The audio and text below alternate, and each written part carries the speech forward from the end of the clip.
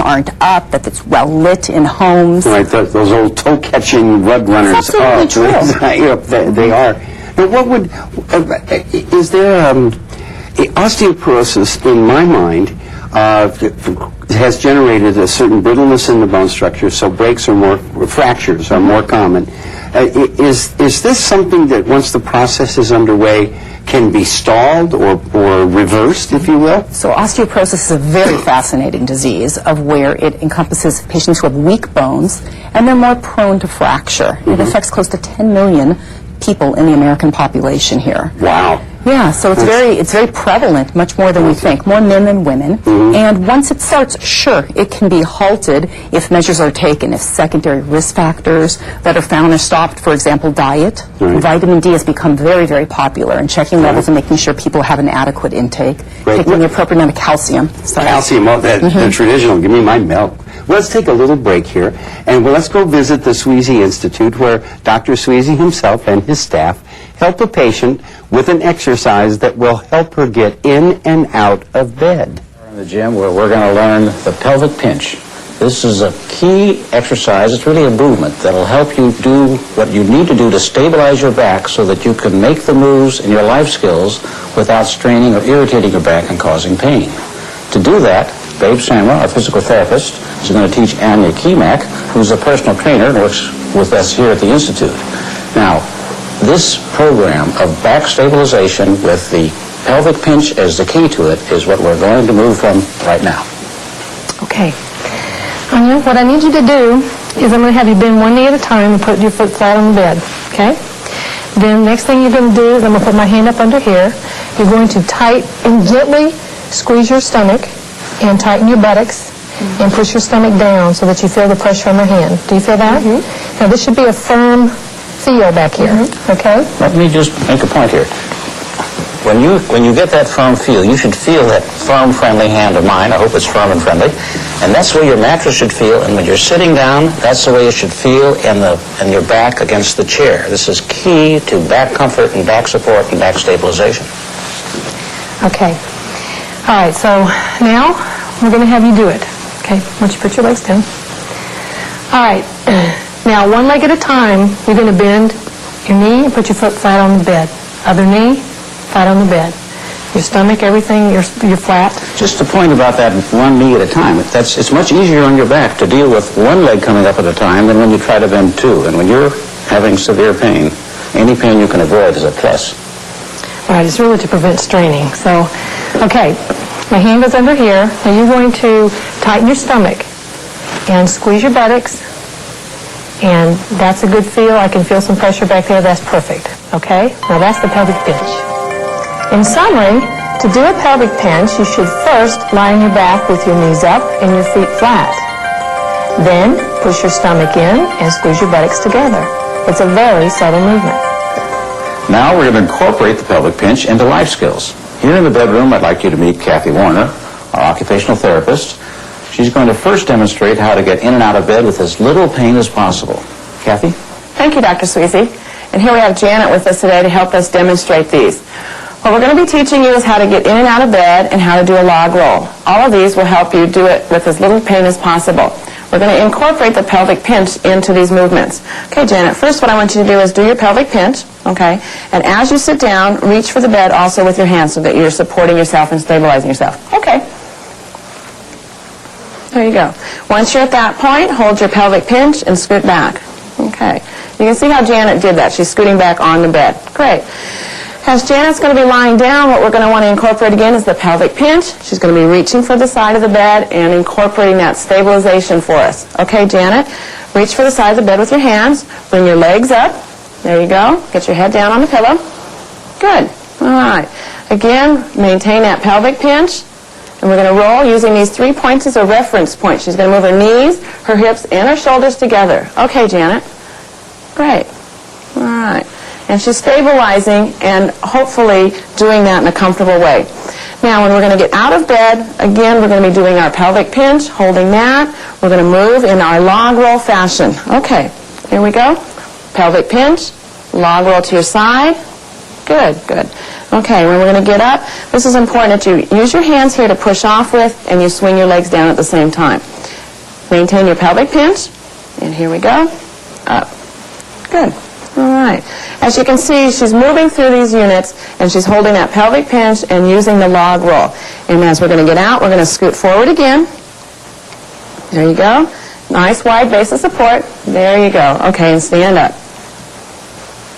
Thank you. In summary, what we tried to do today is show you in the bedroom the incorporation of the pelvic pinch with your life skill of getting in and out of the bed and using the log roll.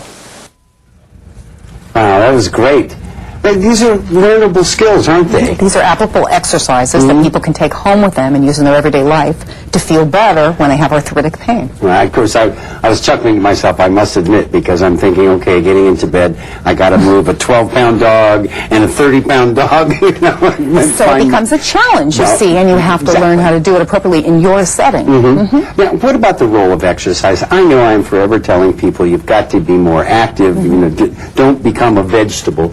But good exercise can help with all of these symptoms of rheumatological disorders. Well, there's aerobic exercise, and that allows you to increase your heart rate and allows you to function better overall, which should be done a few times a week. And there are also other things like strengthening exercises and resistance exercises, which can be done. And they can be maintained on an everyday basis to maintain what you have, your range of motion of different joints and muscles, and to strengthen what's already there. A lot of times this can be done at home. Right, and some simple exercises too, sitting in a chair or being able to maybe do a squat to keep your quads tight. Sitting in a chair and just elevating your legs up and holding it strengthens the quadriceps here, and it allows the kneecap or the patella bone to become stronger when you have a knee issue. Great. See, these are all handy tips. Now, it's time for another break, and when we come back, we'll continue our discussion on rheumatology and the Sweezy Institute. We'll be right back. I have cash for 7 to 9 days. I also have a copy of my passport, birth certificate, and insurance papers. Hi, it's me. I have water and food. Don't forget, we'll need a first aid kit and my prescription medicine. Got your message. I have clothes and a flashlight pack. I'll bring batteries and some tools, too. We'll bring the radio. A disaster can happen anytime. Are you prepared? At your next family gathering, build your emergency kit. Find the 10 essential items and more at labt.org. Just be ready. Prepare together. Before approaching an intersection. So that's why 2 wrong turns don't make a right turn. Now let's learn about tailgating. Hey, that's how I got my ticket. You got a ticket for tailgating? That's not good. That can be really annoying. Doesn't get you there any faster. It leaves you no distance to brake. Which makes it easier to get into a crash. And it also may increase your insurance premium. And I hate tailgaters. Tailgating causes crashes. Back off. Watch the road. Welcome back to Aging in LA.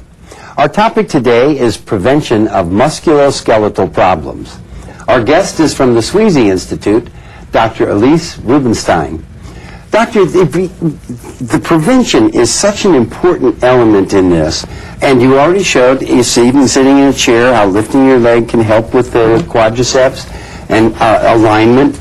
Are there other sort of simple at-home exercises that a person can do? Absolutely. And what I did is I brought with me one of these exercise balls that we have at the Sweezy Institute. Yes, I noticed that big white thing right there. Right here. Now, what is this called? So this is called an osteoball. Osteoball, okay. And it's an amazing tool that we have, and it's a way to strengthen muscles and in fact increase bone mass. It has shown with some of the studies that we have. And what this is this ball that's inflated 2/3 the way. 2/3 of the way, right. It's used for isometric or resistance exercises. So you have 2 little handles here, and you pull outward on it, and then you hold at that place. I see. And it can be done with a lot of different exercises. Okay, now, is it, it's not heavy at all. Very light. Okay, Anybody, even a 90-year-old can sit there and pick this up. Exactly. It's still there. Well, exactly. And there are a whole lot of exercises listed here and numbered. Now, I believe we have some footage of this actually being utilized so people can have an idea of how handy this could be. Is this something that can be prescribed at the Institute? Absolutely. We do that a lot for people that want this type of exercise. It works very well. Well, let's take a look at an exercise using the osteoball that is a good upper back strengthener. The trainer is Kathy Stevens. You'll be positioning the ball behind you against the wall. You'll have the ball level with your hips and your palms flat against the ball.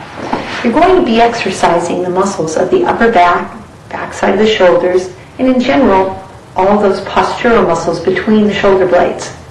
So what you're going to want to do is step about 2 to 4 inches away from the ball so that your hips aren't touching the ball. And then you're going to create the contraction by pressing firmly into the ball, palms to ball, pushing that ball against the wall. And you want to progressively increase that tension, contracting between the shoulder blades, the backside of the shoulders, even a little bit down the triceps as you take the deep breath and count out. Push 1 through push 5. It's going to be important as you do this exercise that you keep your head and neck in alignment. A tendency might be to jet forward with the chin as you're pressing. So be aware of good standing alignment and then start that second repetition. Pushing the palms, contracting back, opening up the shoulders and chest, squeezing and contracting, and counting down. Push 1 through push 5. And then you can relax against the ball. Wow, that was very interesting, and it appeared to be quite simple, and those exercises are all illustrated on this ball. It's for easy use. It comes with a manual, and then people can just do it right from looking at the ball themselves once they get used to it. Right, Very exactly. simple. Well, I'm going to ask the ball to take a powder. We have heard so often that people are afraid of being evaluated for fear of terrible news. But what is the process for a person to contact the Sweezy Institute and come in for evaluation when they know something is wrong? Okay. So it depends the route that they're going. So if it's for osteoporosis, what they would do is they contact the Institute, they would get an appointment and come in for a bone density examination or a DEXA.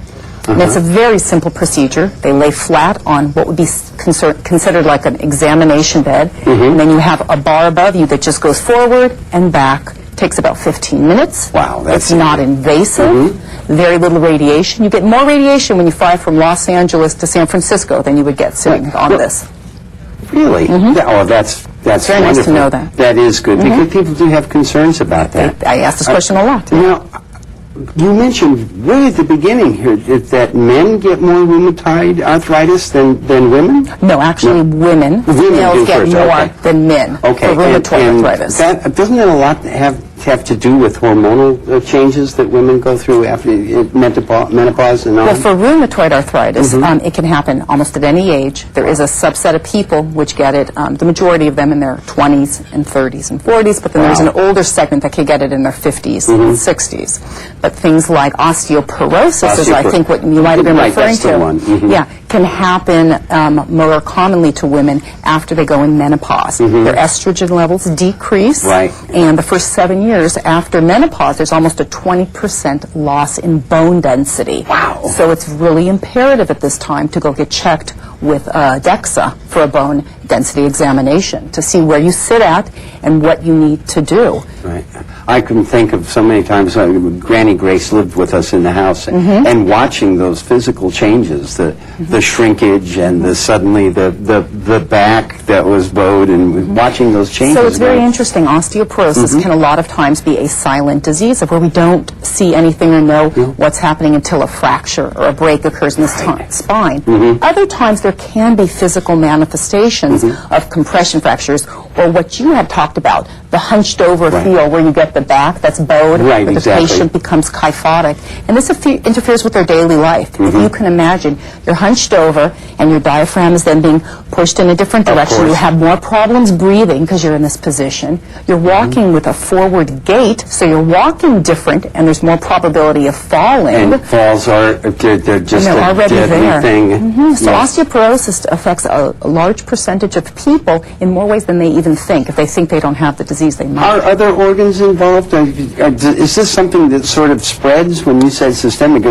Is it something that would affect, I don't know, hearing, balance? Well, osteoporosis affects the bones because it's for weak bones. But when a patient starts to hunch over, it can affect their breathing. I see. So there might be secondary consequences because of the bones becoming broken with compression fractures or a hip fracture. A patient might be bed bound, then they lose muscle mass, and other things happened. Well, no, the term we used was musculoskeletal, so I'm assuming muscles are involved here as well as they attach to the joints. Are those the parts of like the pain puzzle that we go through? So a lot of the diseases that I take care of, rheumatology encompasses musculoskeletal diseases. I see, so okay. the joints is where arthritis or osteoporosis occurs.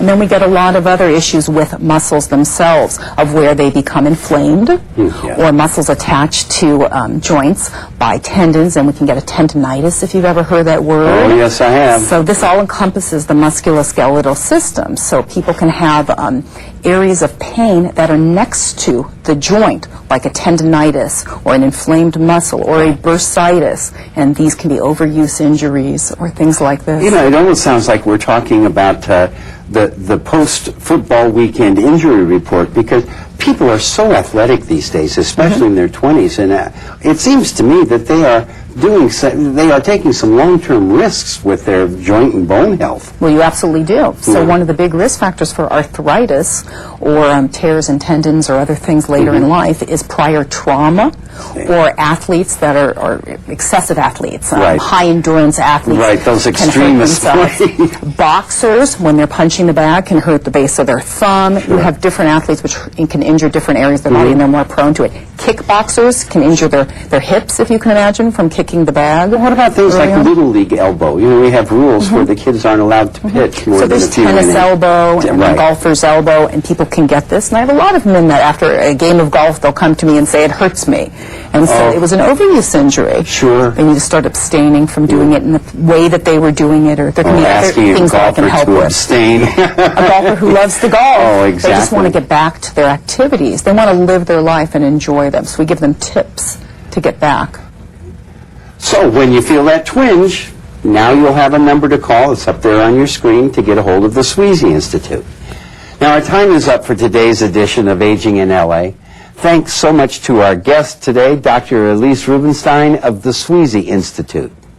And now, it's time for our feature on Aging in LA, Senior Stat Shots, where we look at statistics and information that pertain to senior citizens. And once again, we found today's statistics in the recently released LA County Seniors Count, a survey of the older adult population in Los Angeles City and County.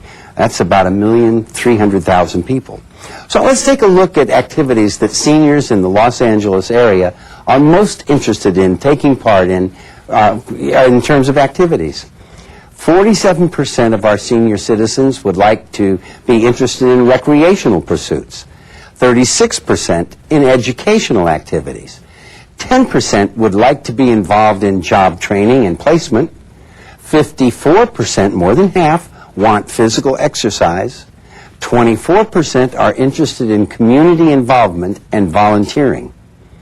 42% like to be entertained at concerts, plays, and sports events.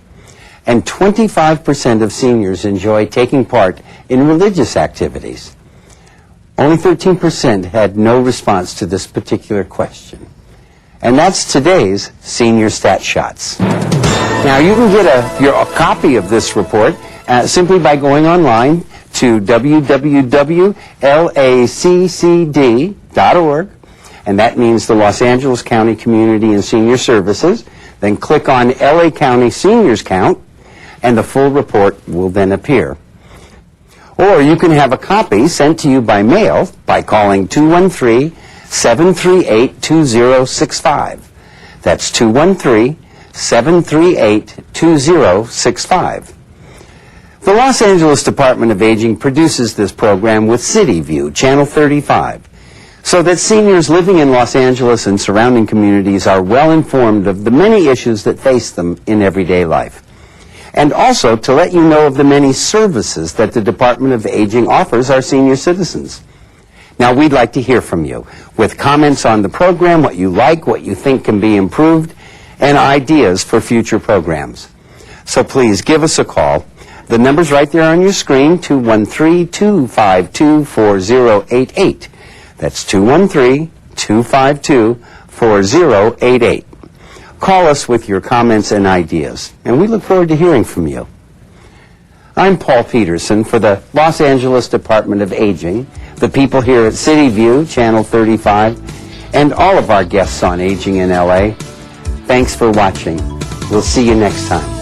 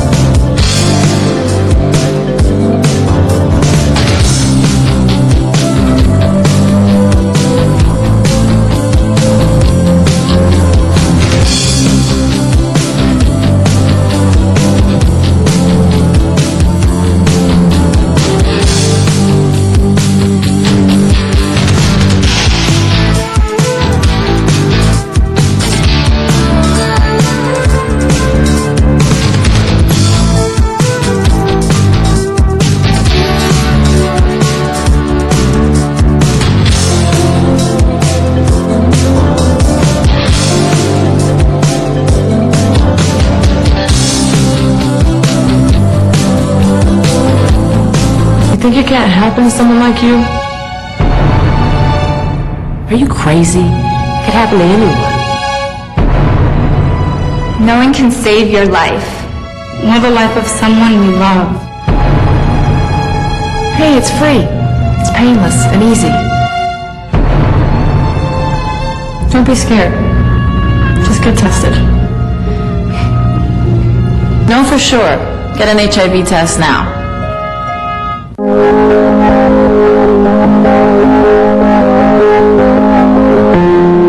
Every day, our brave troops and their families stand up for us. For years, we've asked so much of so few. Now we have a chance to serve these heroes. To give time, offer comfort, or lend a hand. To ease the burden on a military family. Let's honor their service by volunteering ours.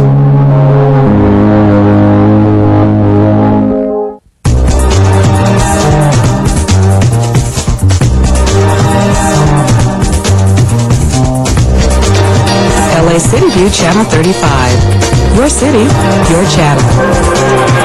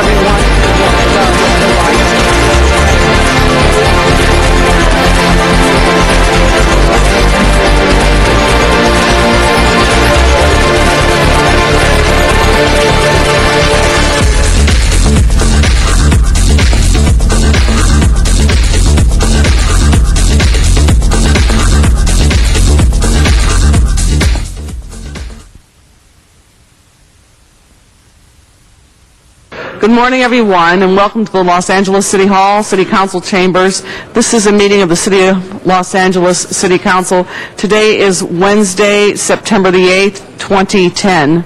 Council meets 3 times per week on Tuesdays, Wednesdays, and Fridays, and all meetings are open to the public.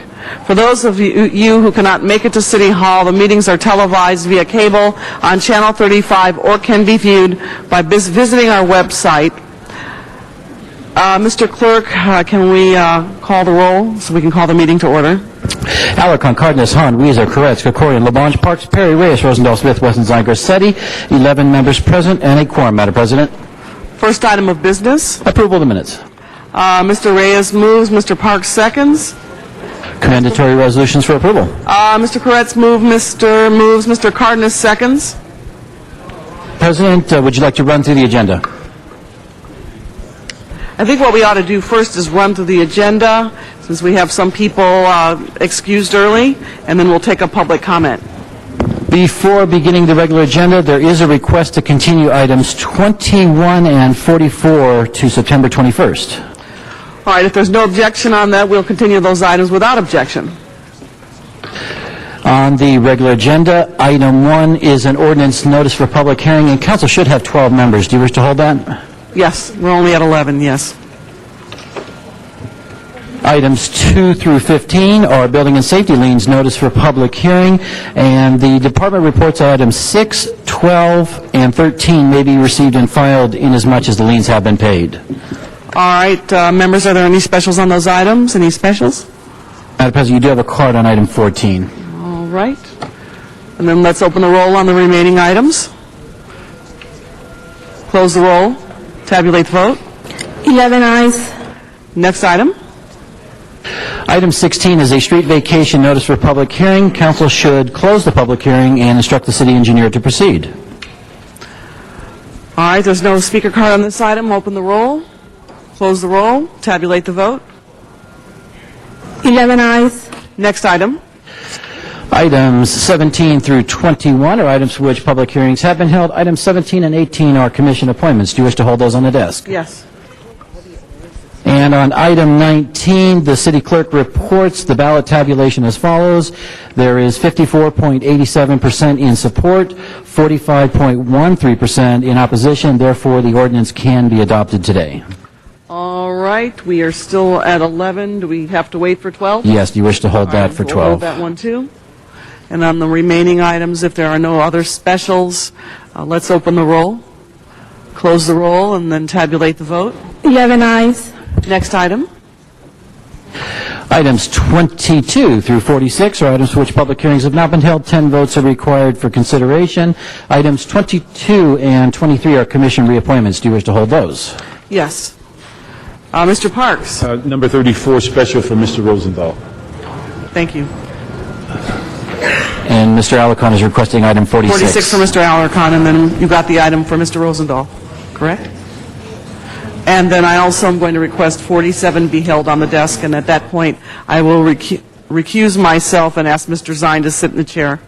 And, Madam President, items 24 through 30 are ordinances as well. Do you wish to hold those? Yes. And then open the roll. There is a card on item 43. Mr. Garcetti has asked that 43 and 49 be called special. I'll do that on his behalf.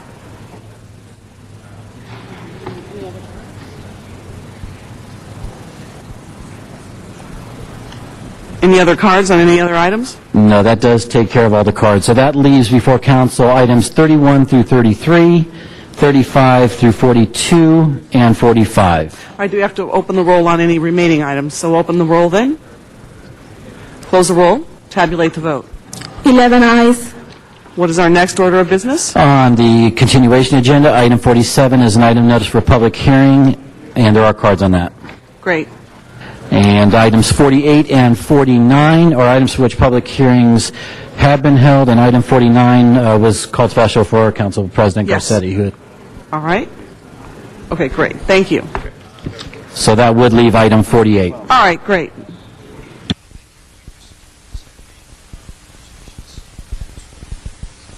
$48 for Mr. Cardenas. You want to open the roll on any remaining items? That does take care of those items called special. Council now has 12 members. All right, Do you let's wish go to the to take up the ordinances? Yes. That would be item 1, All right, members. 20, and 24 through 30. Members, are there any... Excuse me, Madam President, also item 19. All right, if there are no speakers in the queue on any of these items, going once, going twice, let's open the roll, please, on all of those items. Close the roll. Tabulate the vote. 12 ayes. Mr. Koretz, I believe you have a quick introduction you'd like to make. Thank you, Madam President. I'd like to introduce two of the founding members of the organization Stand Up to Cancer, Rusty Robertson and Sue Schwartz, if they could stand up and be recognized. Stand Up to Cancer is having its second telethon. The first one raised $100 million for cancer research.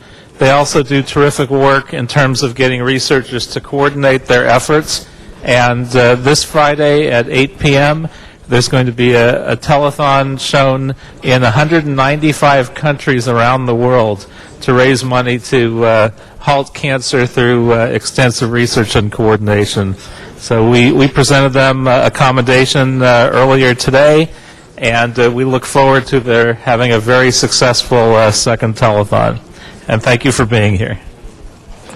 Thank you very much, Mr. Clerk. What is our next order of business? Council can now go back to either public comment or you may take up some of the commission appointments.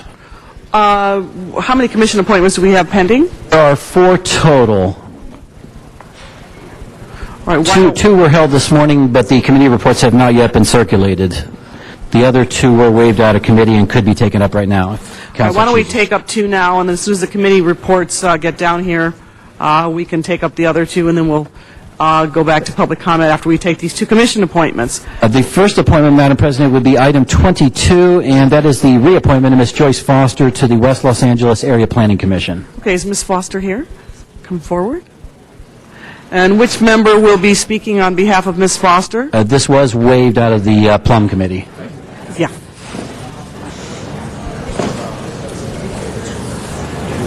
Mr. Reyes.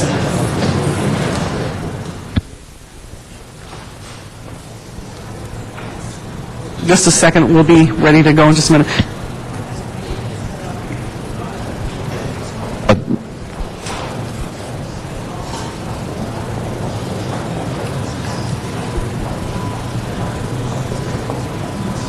Thank you very much, Mr. Reyes, for the reappointment of Ms. Foster, and then we'll go to Mr. Rosendahl and Mr. Koretz. Well, thank you, Council President. Well, first I want to thank you for joining us again. I know this is a reappointment. We were able to waive this out of Plum Committee to make sure we meet the schedule.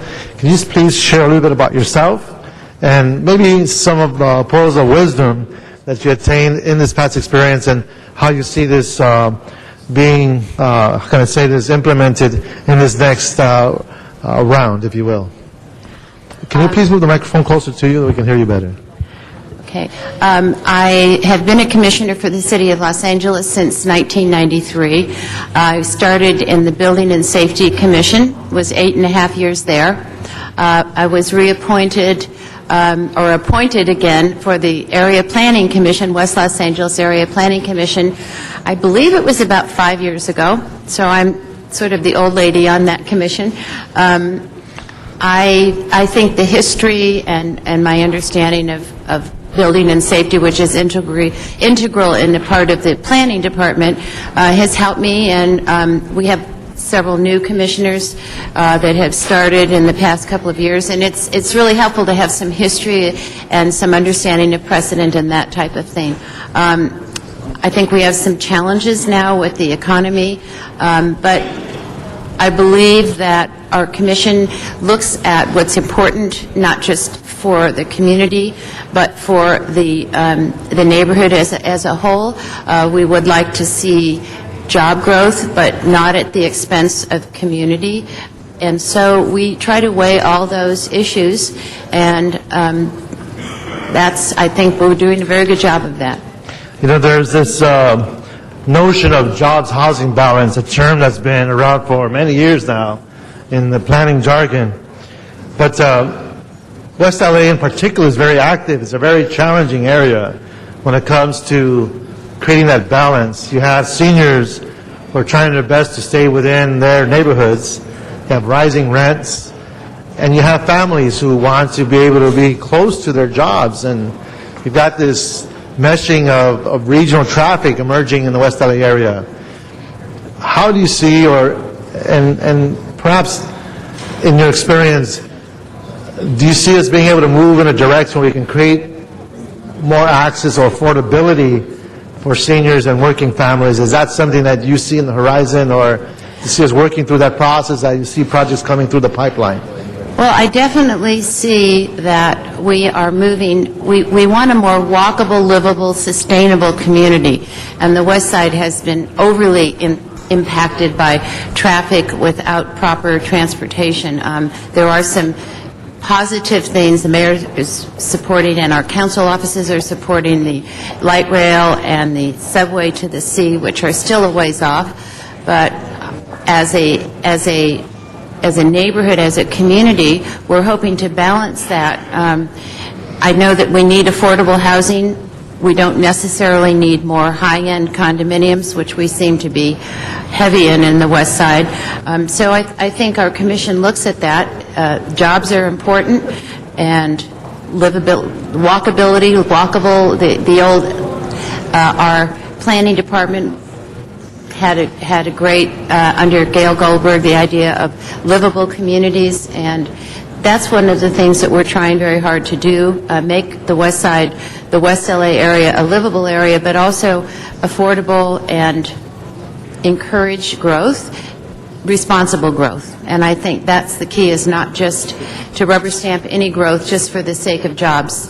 That's not really what it's about as much as it is responsible growth, because eventually the economy will come back and we'll be stuck with the things that we've approved today. So I think that's a goal of our commission. Well, Ms. Foster, this is not an easy task. Every case is the most important case, and I know the volume is very high, and I thank you for your contribution to the city. It's significant. I don't believe people really understand the level of detail you go through and the deliberation that occurs, and I thank you for that. And that's many years serving for the city and giving to the city, and very appreciative. Thank you very much, Ms. Foster. Thank you. It's my pleasure. I encourage and I vote. Thank you. Mr. Rosendahl. Yes, thank you very much. I would defer to Mr. Koretz, then I'd like to speak, because it's a constituent of his. Be happy to speak right after Mr. Koretz. Will you press your button again, then? Mr. Koretz? Thank you, Madam President. I rise in strong support of Joyce Foster. She's been an exemplary commissioner on the West LA Area Planning Commission and a longtime active citizen and community leader and friend. She served on this commission since 2003, and she's respected for her civility, her ability to justify and comprehensively consider all the testimony and information that comes before the commission and come up with reasonable solutions that are just and productive for the people of Los Angeles. And in addition to her work on the West LA APC, she sat on the County Probation Department Commission, on our own Building and Safety Commission, as well as the Santa Monica Boulevard Expansion Task Force. And she's been appointed by different mayors and leaders, and they've asked her to serve because she's already done so much in her own community, from serving on the Westwood Homeowners Association to the Police Advisory Commission, to her work at UCLA and her extensive work for adoption services. She used all this life experience to create a positive contribution in all of her roles. I want to thank her for her service in so many ways and recommend an aye vote. Thank you. Mr. Rosendahl. Good morning. Good morning. First, I want to thank you on behalf of my constituents and me personally for your leadership on the commission. You've sided more than once with community interest and character of scale and neighborhoods, which we appreciate very much on the West Side. We appreciate that from you. You know, I put a motion in a long time ago, and it was to try to figure out what's the deal on 1818. because to me 1818 is a joke. It's state legislation that allows them to put in a couple of affordable units at the expense of an entire project that might be affordable units. In my district, before the recession hit, people were taking nice apartment complexes, turning them into condos, throwing the people out.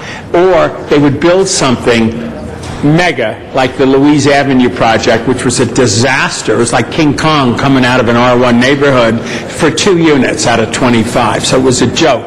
Do you have any idea? My motion said, give us an annual report on how many affordable units are in there after SB 1818 gets in. In fact, I'm seeing here that we've lost a significant amount of affordable housing. What's your view on 1818 and affordable housing? We heard a few before the economic recession. I think it's really a shame because under the name of economic or affordable housing, they've torn down most everything I have seen being torn down has been affordable housing. It's been affordable apartments.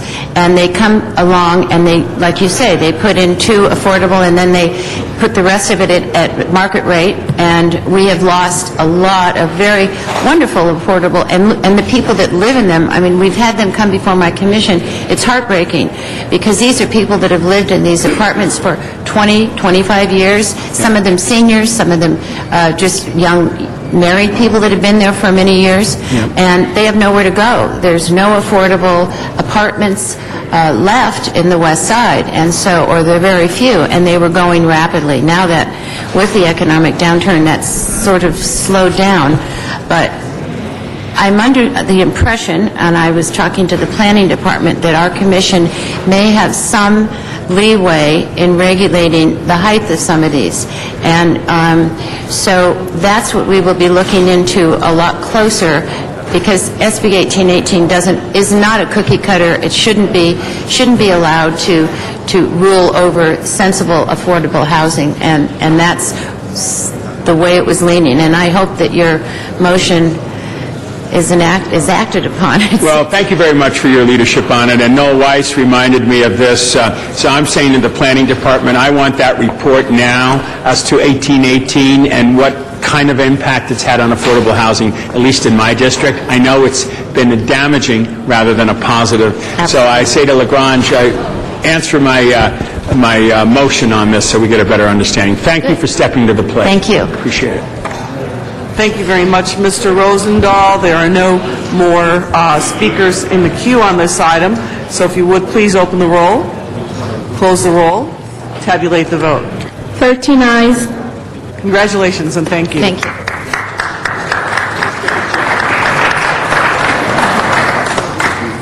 Next is item 23, and that is the reappointment of Mr. Paul Turner to the City Ethics Commission.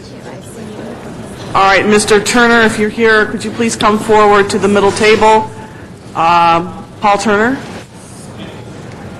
Okay, thank you. And we do have one speaker card, Arnold Sachs. Why don't we let Mr. Sachs go first, and then we will ask the council member who's presenting you for reappointment to speak.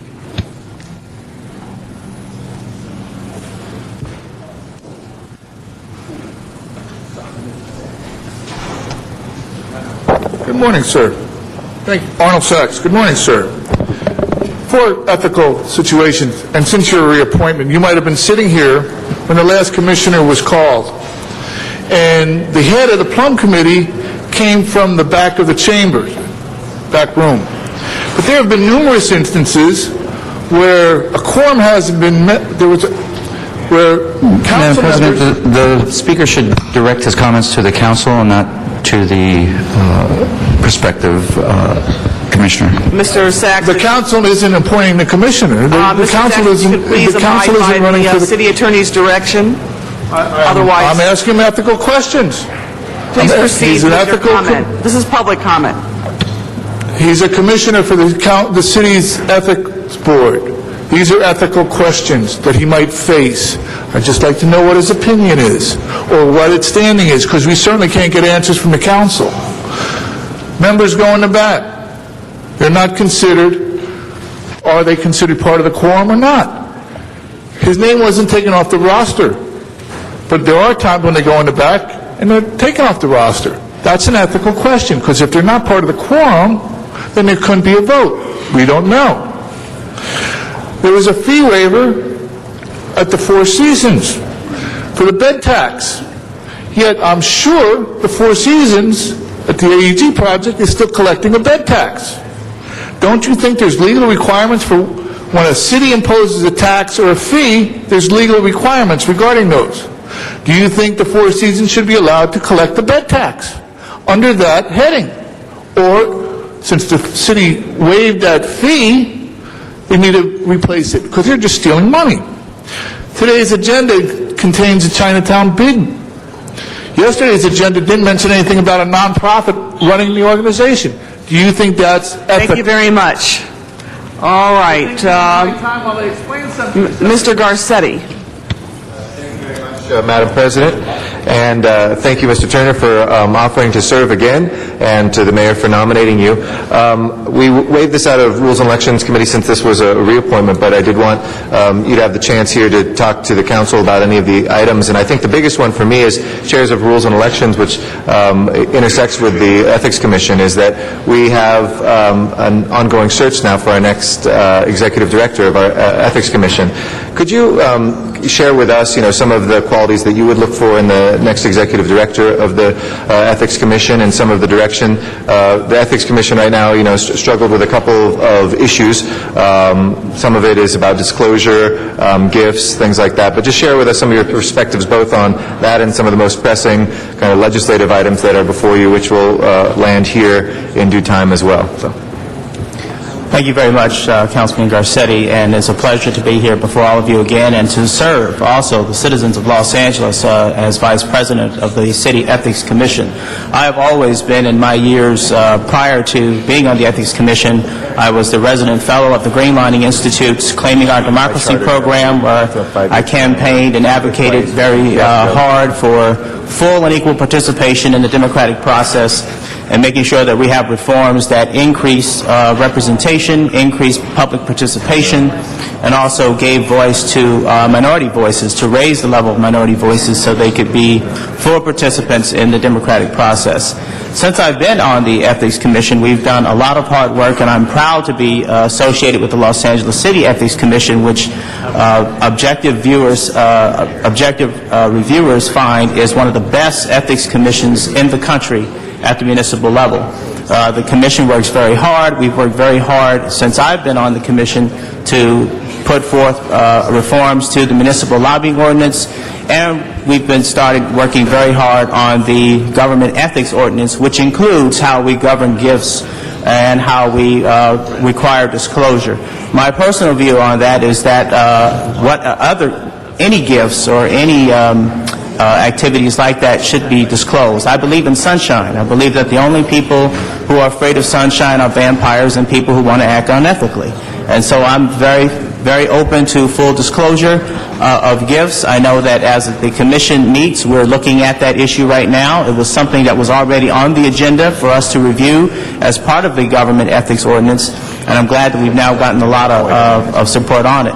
In terms of the executive director position that we're looking to fill, our current executive director has done a great job. Her term is expiring at the end of this year. The commission took its duties very seriously to find a new executive director so that there be no breaks in terms of leadership at the Ethics Commission. And so we've already put forth a description. We already have met with the personnel, the city's personnel office, and now we have the position on the website. We're getting applications in. And one of the things I look for is impartiality. I look for someone who is understanding the reforms, government reform, someone who understands, at least at the municipal level, what has happened in other cities. I look for someone who's open to new ideas and who will work very closely with the staff as well as with the commission. Other than that, I'm open to discovery as to what types of candidates we'll attract, but it looks like we're getting a good, fair number in. But I think those are the important quality: openness, willingness to be a leader for the staff, to work with the commission, and to also be fair and work very closely with the regulated community, I think is important as well. So making sure that we have some sense of customer service at the commission is very important. Thank you, and if I can just say one last thing, I'd be very interested to work with the Ethics Commission the next month and a half, 2 months before the deadline for initiatives for the March ballot. And, I think we have the strongest ethics system of any city in America. We also have one of the most complicated ethics system, and the two are not always harmonious with one another. I think a lot, as the Commission is often articulated as well, a lot of the infractions people have come from ignorance rather than intent. Or there's 3 or 4 different classes of people. Are you registered? Are you special source? How much was it? Was it $5? Was it $20? Those sorts of things which have made things very complicated. I'm interested in trying to simplify and maybe go out to the community and talk about something that would, especially where it comes to city contracts, doing something more along the lines of what MTA has, where the burden isn't so much just on the elected officials to figure out the Byzantine way and not mess up, but to say to a company, if you want to bid on something that is before the city, you cannot give money to elected officials for 6 months before, 6 months after, some sort of window that would then put the onus on those folks to say, look, you want to do business with the city, even though $500 doesn't buy somebody's vote, let's get rid of even the impression, and you're forbidden from doing that. That, I think, would be a very strong step forward, and maybe it's something we could go to the community, talk about, get some public input, see where the Ethics Commission, what they would recommend in our committee as well, because so often we've seen, the trip-up happens not because somebody was trying to, but because they just didn't understand how nuanced and complicated years and years of rules have gotten. And then also, this is a longer-term project, but I know Mr. Weezar, myself, and others have been very passionate about full public financing. It's difficult to put that before voters during a recession, but I think, long-term, at least for city council races, it's a real evener of the playing field down the line, not something that's right before us. We've talked about it before, but I hope that we can keep those embers burning even in these tough times. Absolutely. Thank you. Mr. Cardenas. And then Mr. Rosendahl. Thank you very much. How long have you been on the Board of Commissioners for this? About 2 years. About 2 years. Have you ever been... I'm sorry, I was just filling in for Commissioner Saltzman, and so now that his term is ended, I'm being reappointed to my own term. Okay. Have you ever been in a deliberation on a particular case where a commissioner or anybody, a staff or commissioner, interjected into the process hearsay or conjecture? I can't say that I have. We use the administrative law judges for cases that we contract out, and then we hear the transcripts after the stipulation has been made, so we don't interject ourselves in cases. But what I'm talking about is, say, for example, there's something that's being deliberated by the Ethics Commission. Okay.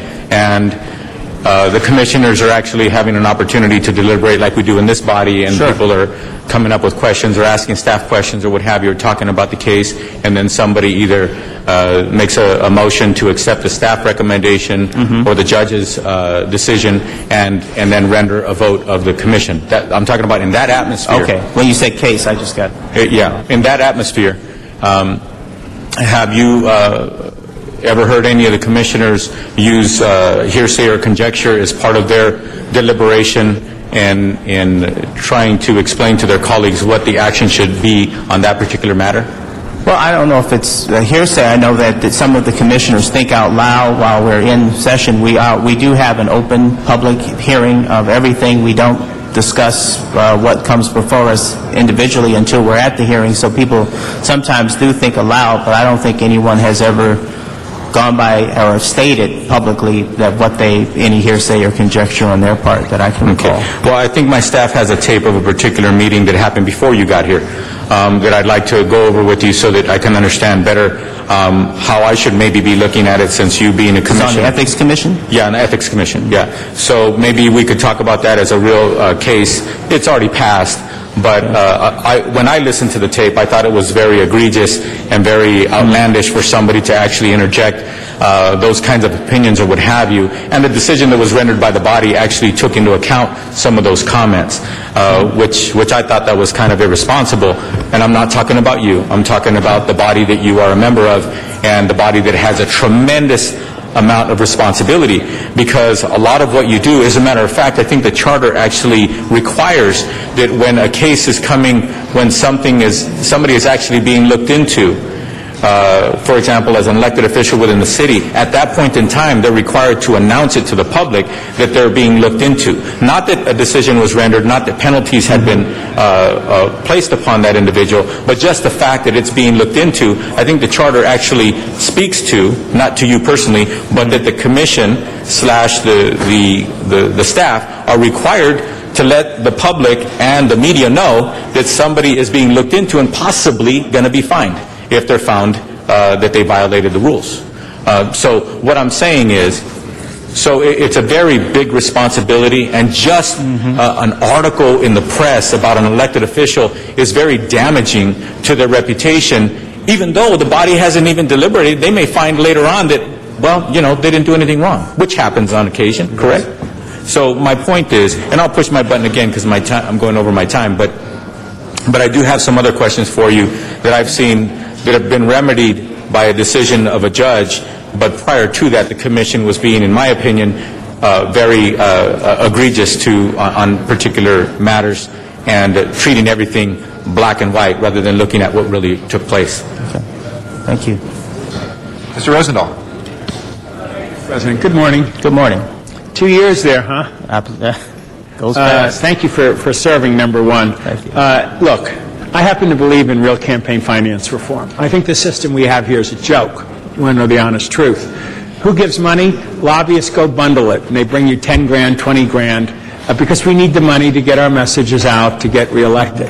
And unfortunately, the money does come from people that have business with the city.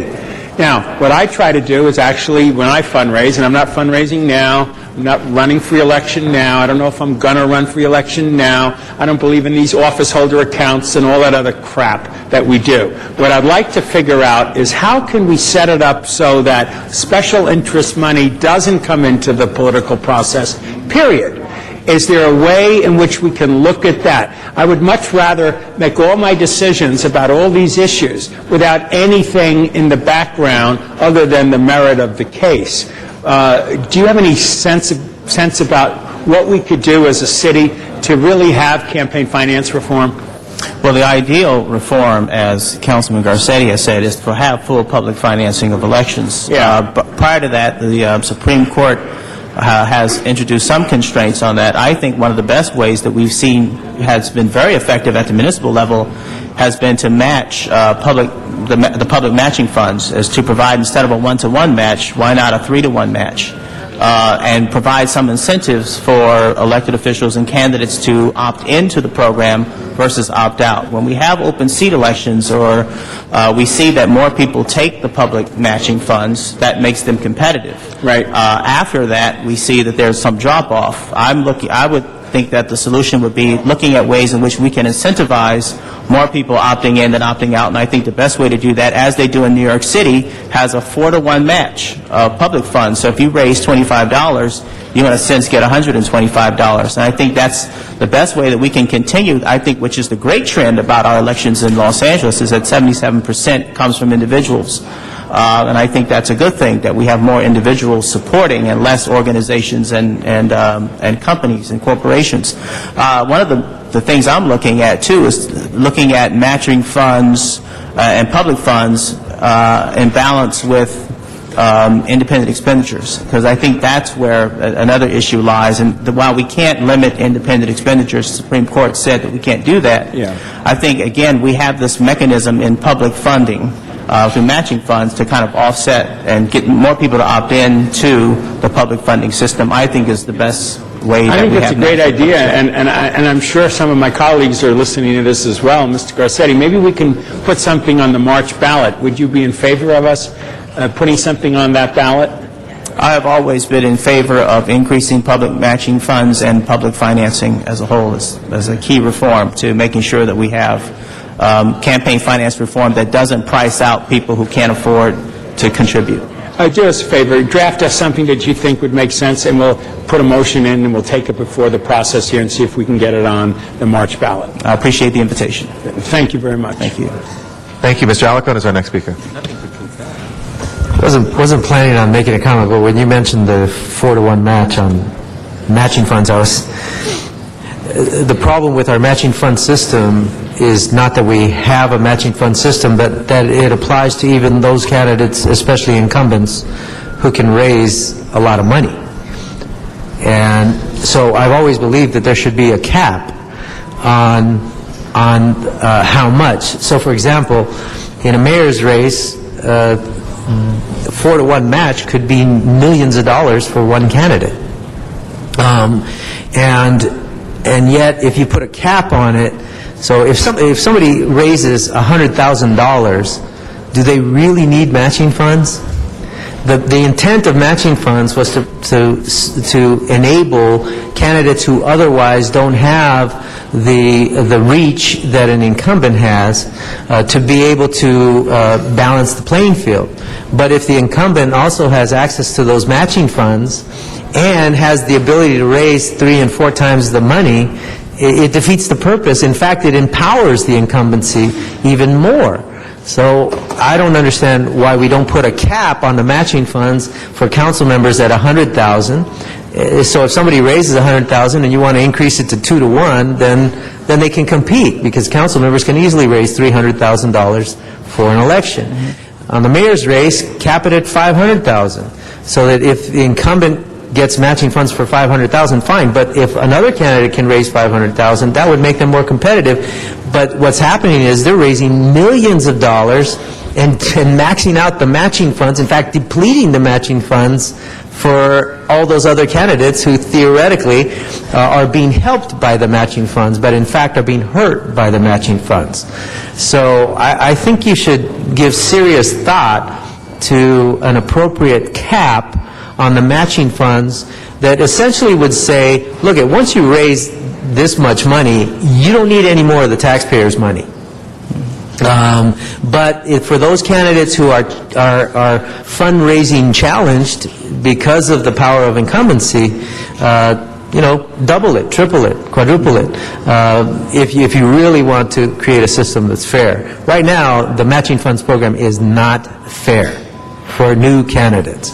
And I'm saying that with experience in both positions. But if you truly want to have positive impact with regard to matching funds, you got to put a cap on it.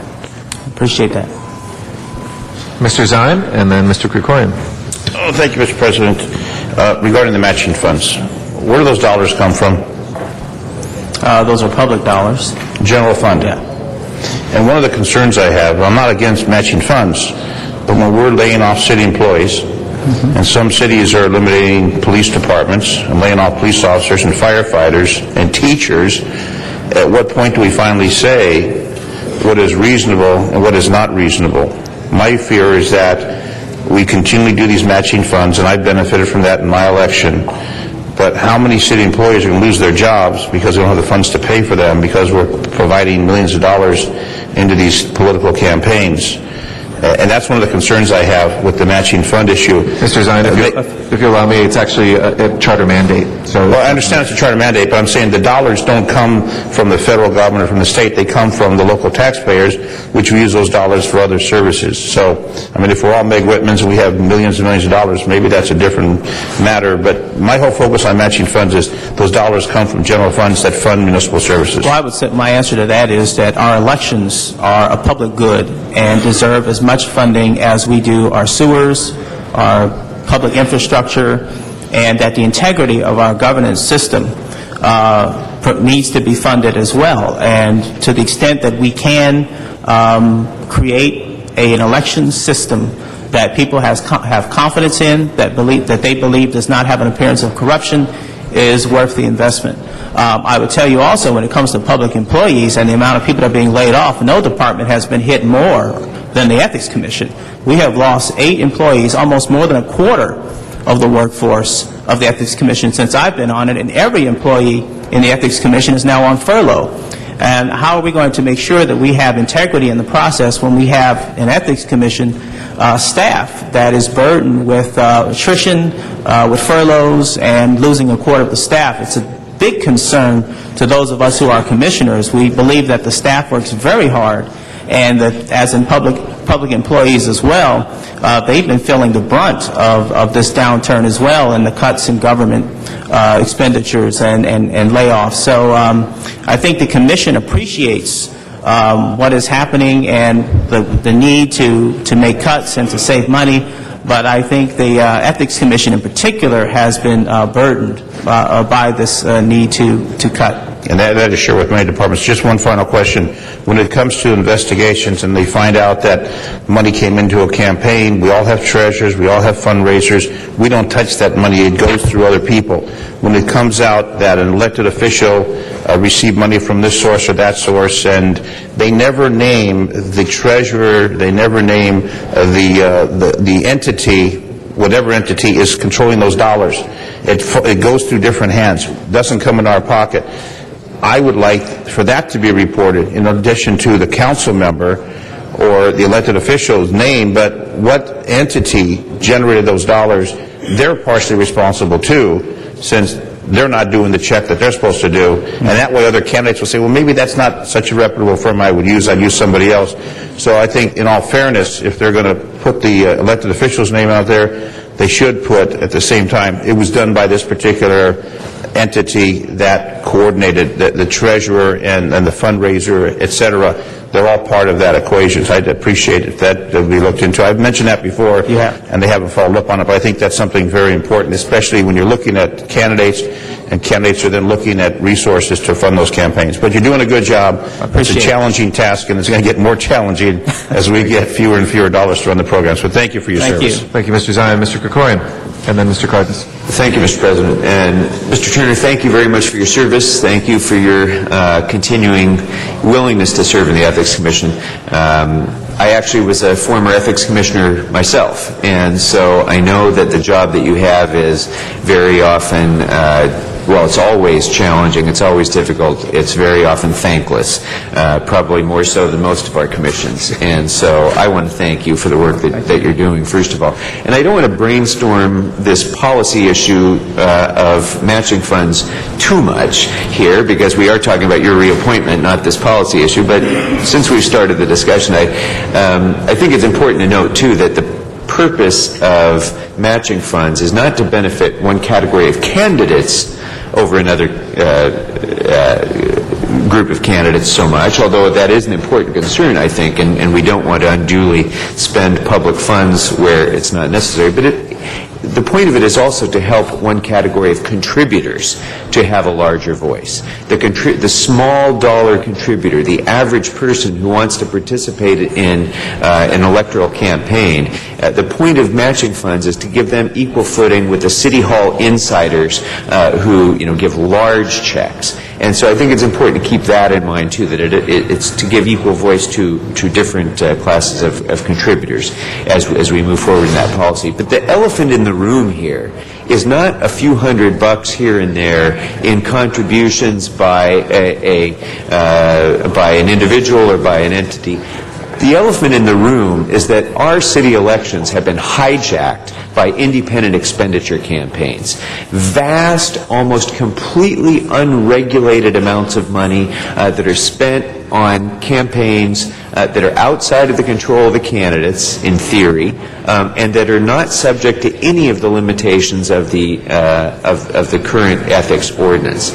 And so I'd like to know what your thoughts are on independent expenditure campaigns, and will you help us to try to find every constitutional way that we can to restrict the undue influence of IEs in generating outcomes in city elections, in ensuring transparency and complete accountability for the expenditures that are made independently, in broadening the kind of public disclosure that I think the public is entitled to as to who's funding these independent expenditure campaigns, who's making the decisions that they make about how to run their campaigns. Will you join us in helping to enhance that level of transparency and accountability to try to bring some of these IE campaigns to heel that I think are completely out of control right now? I think the commissions and commissioners would love to see as broad a disclosure as possible as to who's trying to influence city elections. The Supreme Court, of course, as I mentioned before, has tied our hands in terms of any sort of limitations on independent expenditures. But again, I think what the people need to know, who is influencing city elections and city policy. So I'm all for working with the council and the commission staff to see how we can infuse greater disclosure into who's trying to influence elections in the city. Great, thank you. Mr. Cardenas. You kind of threw me off. I'm not sure I follow you when you answered the question, or you made the statement about pricing people out. Yes. Well, I've always Who were you believed that referring when we talk about campaign finance reform, I look at it as a civil rights issue, and I see it as a modern-day poll tax that, and by and large, when we don't have what Councilman Kokoria was saying, infuse some way for low-income people to contribute and to integrate the campaign finance process so that small contributions can be accepted. Matching funds allows that possibility for a person who works a minimum wage job to contribute to a campaign and not be priced out by candidates only accepting big contributions. That's what I meant by being priced out, because they are in a sense being priced out of being a part of an essential process of the election, and that is to contribute. It's a term I've always used prior to, and the Internet has kind of changed that, and with some recent elections where small contributions are now being made on the Internet, but we know we still have a digital divide where a lot of low-income people still are priced out of the electoral process because they can't afford to contribute, and that's what I meant by being priced out. Yeah, hopefully you and I will have a chance to speak offline for quite some time about that issue, because I even find your answer even more interesting, because one of my most cherished contributions since I ran for office for the very first time in my life for the state legislature was the first time I ever engaged in a campaign, period, was when I ran for the state legislature in 1996, was a letter and a copy of a check of $10 from a woman, and her letter to me said, "I have never given anybody a contribution ever for a campaign. I heard about you, I like you, here's a check for $10. And it just touched me, and I framed it, and I cherish it. So my point is, when you say priced out, I would never turn down a $5 check. I mean, well, I'd like to see 100 people.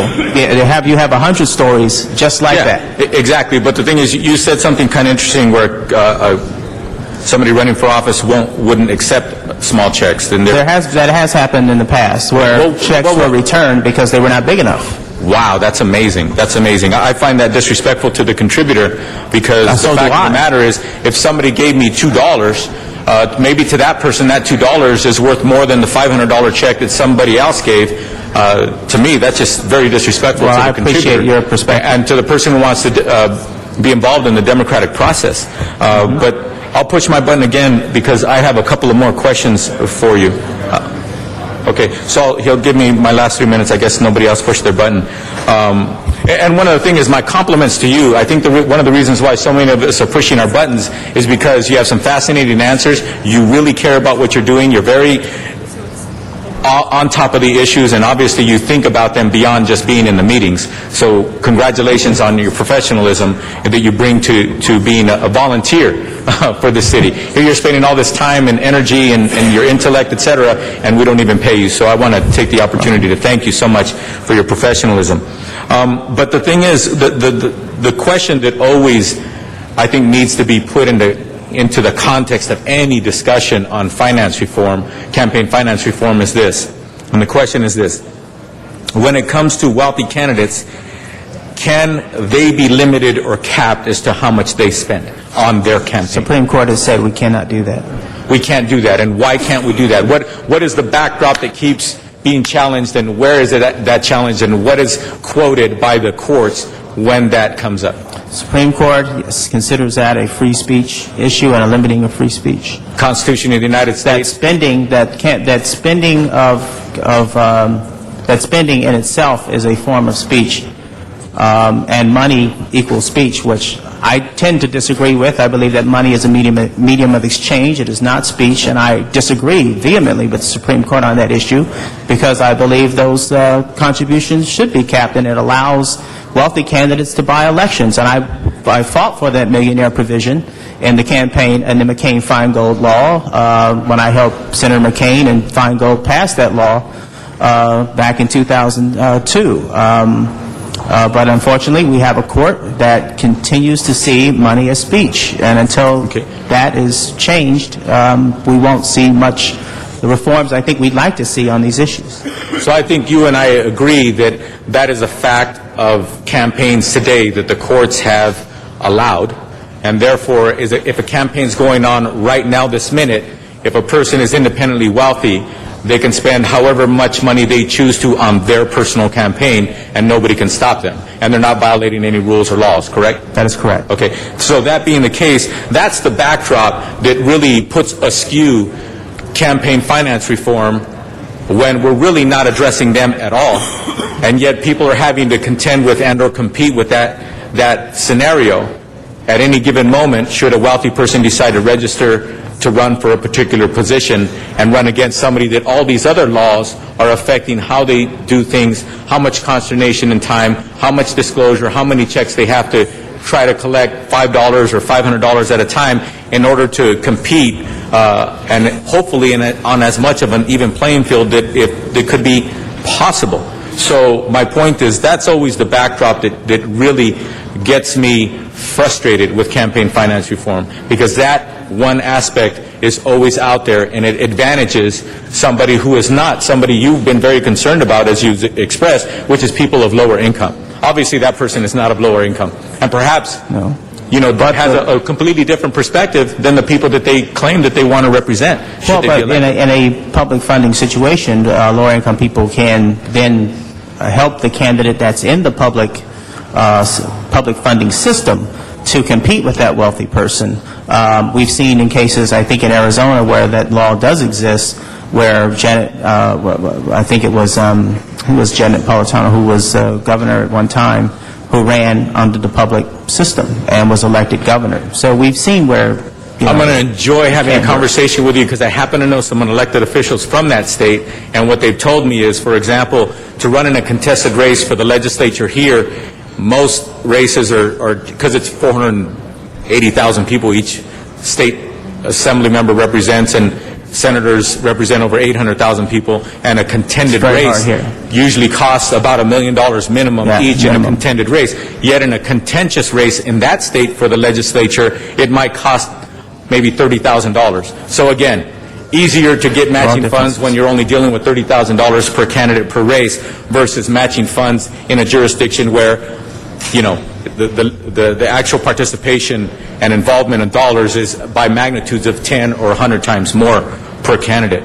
So anyway, I would love to talk to you. Hopefully, I know you're volunteering your time tremendously. Hopefully you can volunteer some of your time by sitting with me in my office, because I have a lot of great questions for you, because I would like to talk with you to try to figure out what we can do to improve our system. Very good. Thank you. Mr. Alarcon actually is back on the queue second time. Yeah, very briefly. I know that in the state of California, a state official who gives themselves money, they're not actually giving money to their campaign, they're loaning money to their campaign. So Meg Whitman loans her campaign $100 million.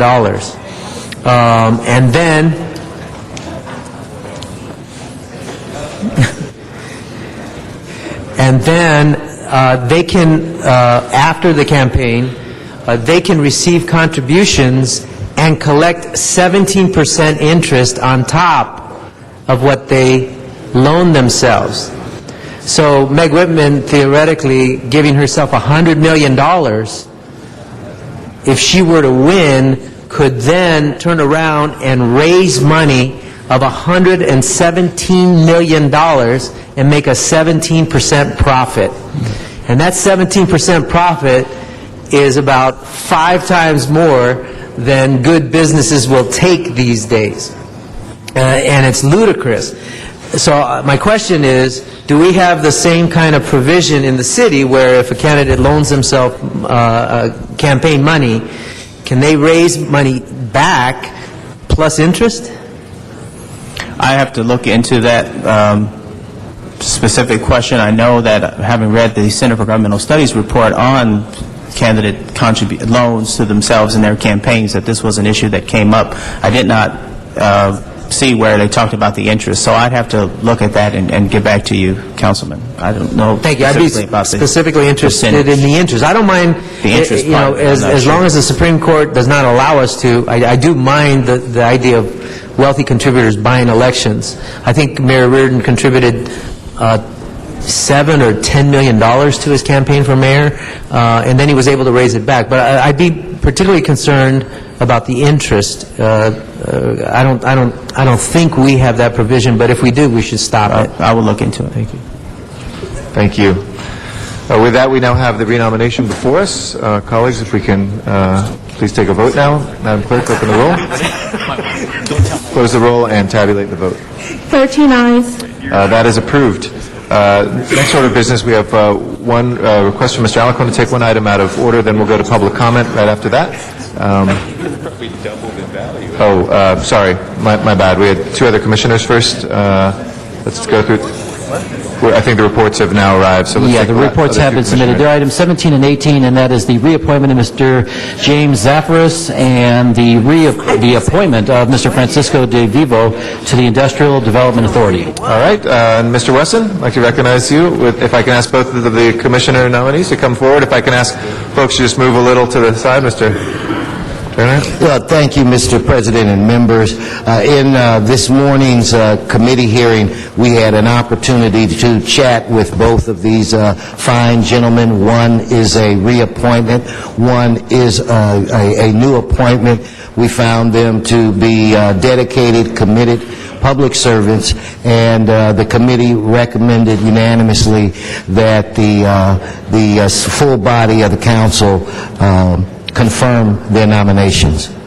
And so at this point, if there are questions, please ask them. If not, I ask for a unanimous vote. All righty. There are no speakers on the queue, so we can probably dispatch this right away. Let's go ahead and open the roll, close the roll, and tabulate the vote. 13 ayes. Congratulations. Thank you for your patience, and welcome aboard. Thank you. Thank you. Next, we recognize Mr. Alarcon.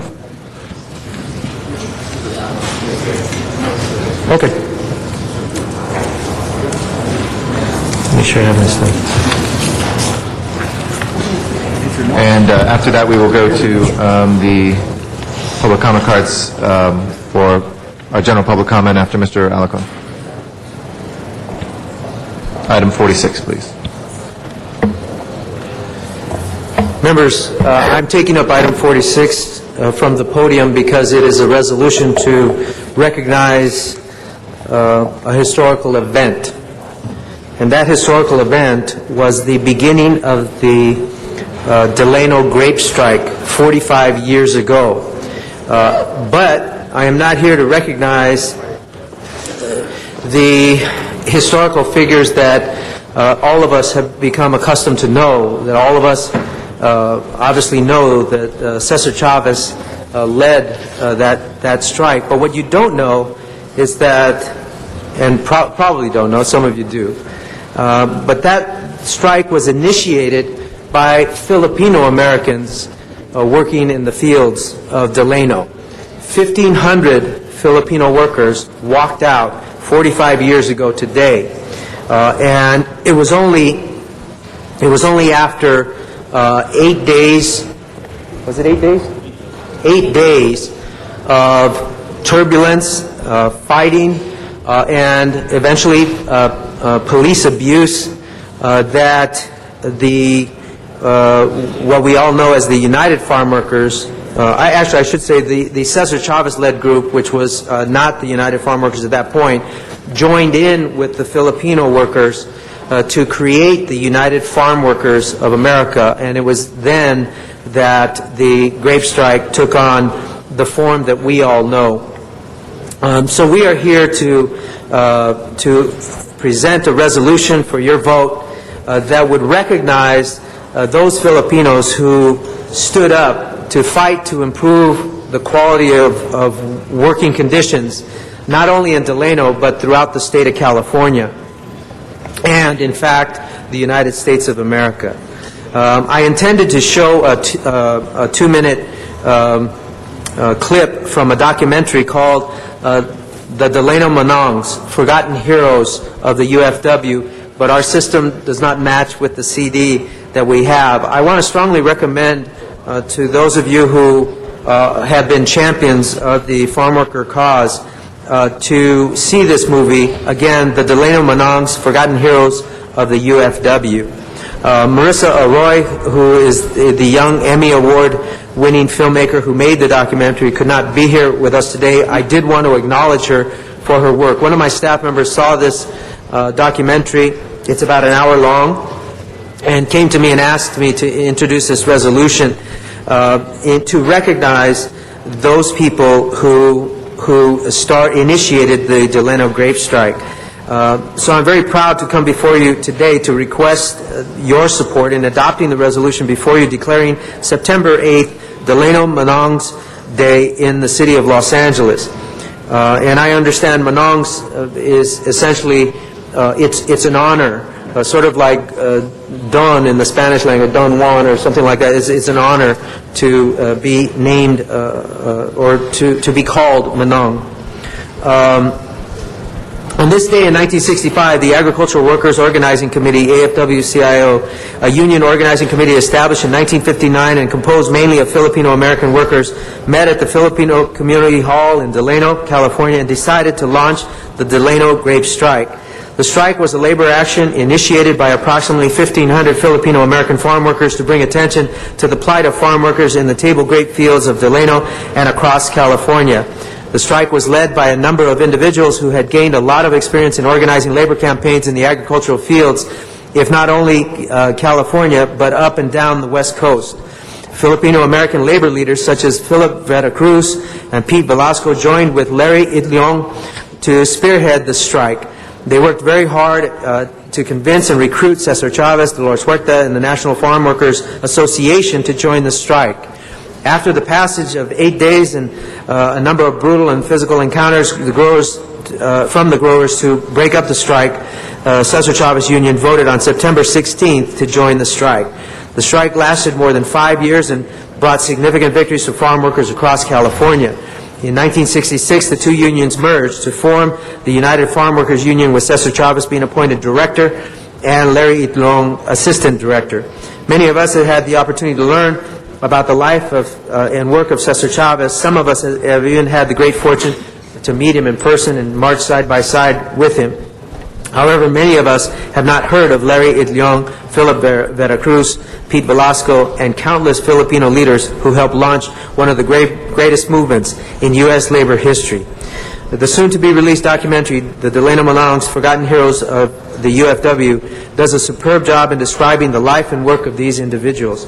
Today we were going to show the film, but we will take a few minutes to acknowledge and honor them by celebrating all of their accomplishments.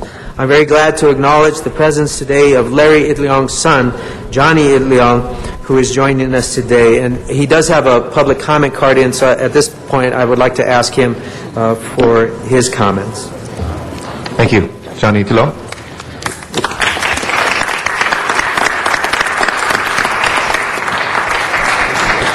First off, I'd like to thank the great city of Los Angeles to giving me this opportunity to stand here and just talk about my father, just to bring this here.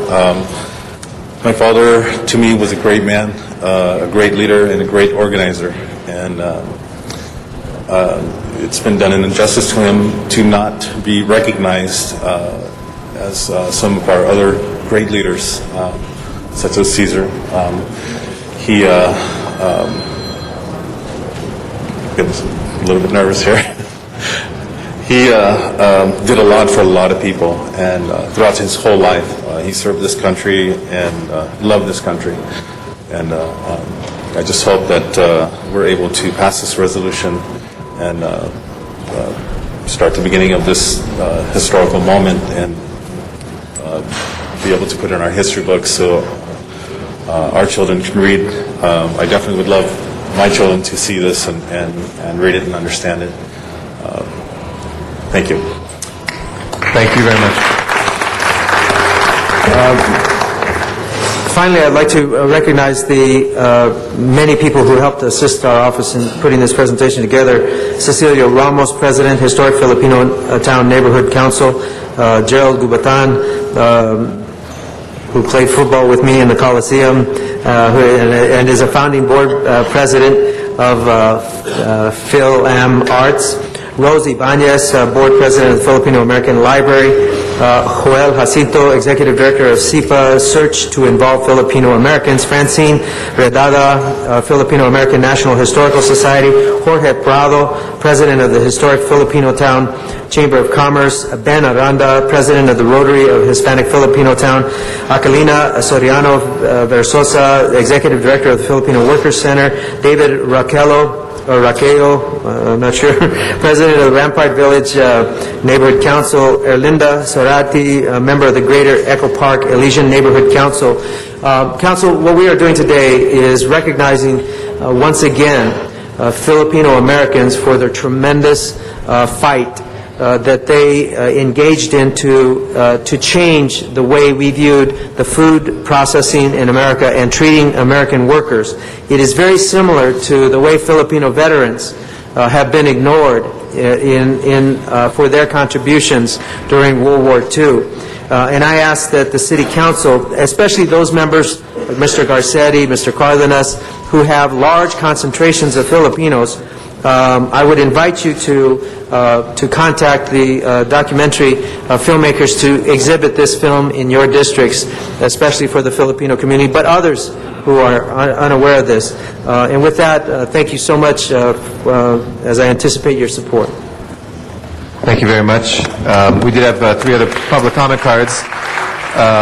Francine Redada, if you'd like to come forward. She had a card in. That's great to see so many friends. After that is Joel. Hi, Mr. President, honorable council members. Again, my name is Francine Rodada, and I am the secretary for the Filipino American National Historical Society, LA chapter. The mission of the funds shall be to promote understanding, education, enlightenment, appreciation, and enrichment through the identification, gathering, preservation, and dissemination of the history and culture of Filipino Americans in the United States. Our founder, Dr.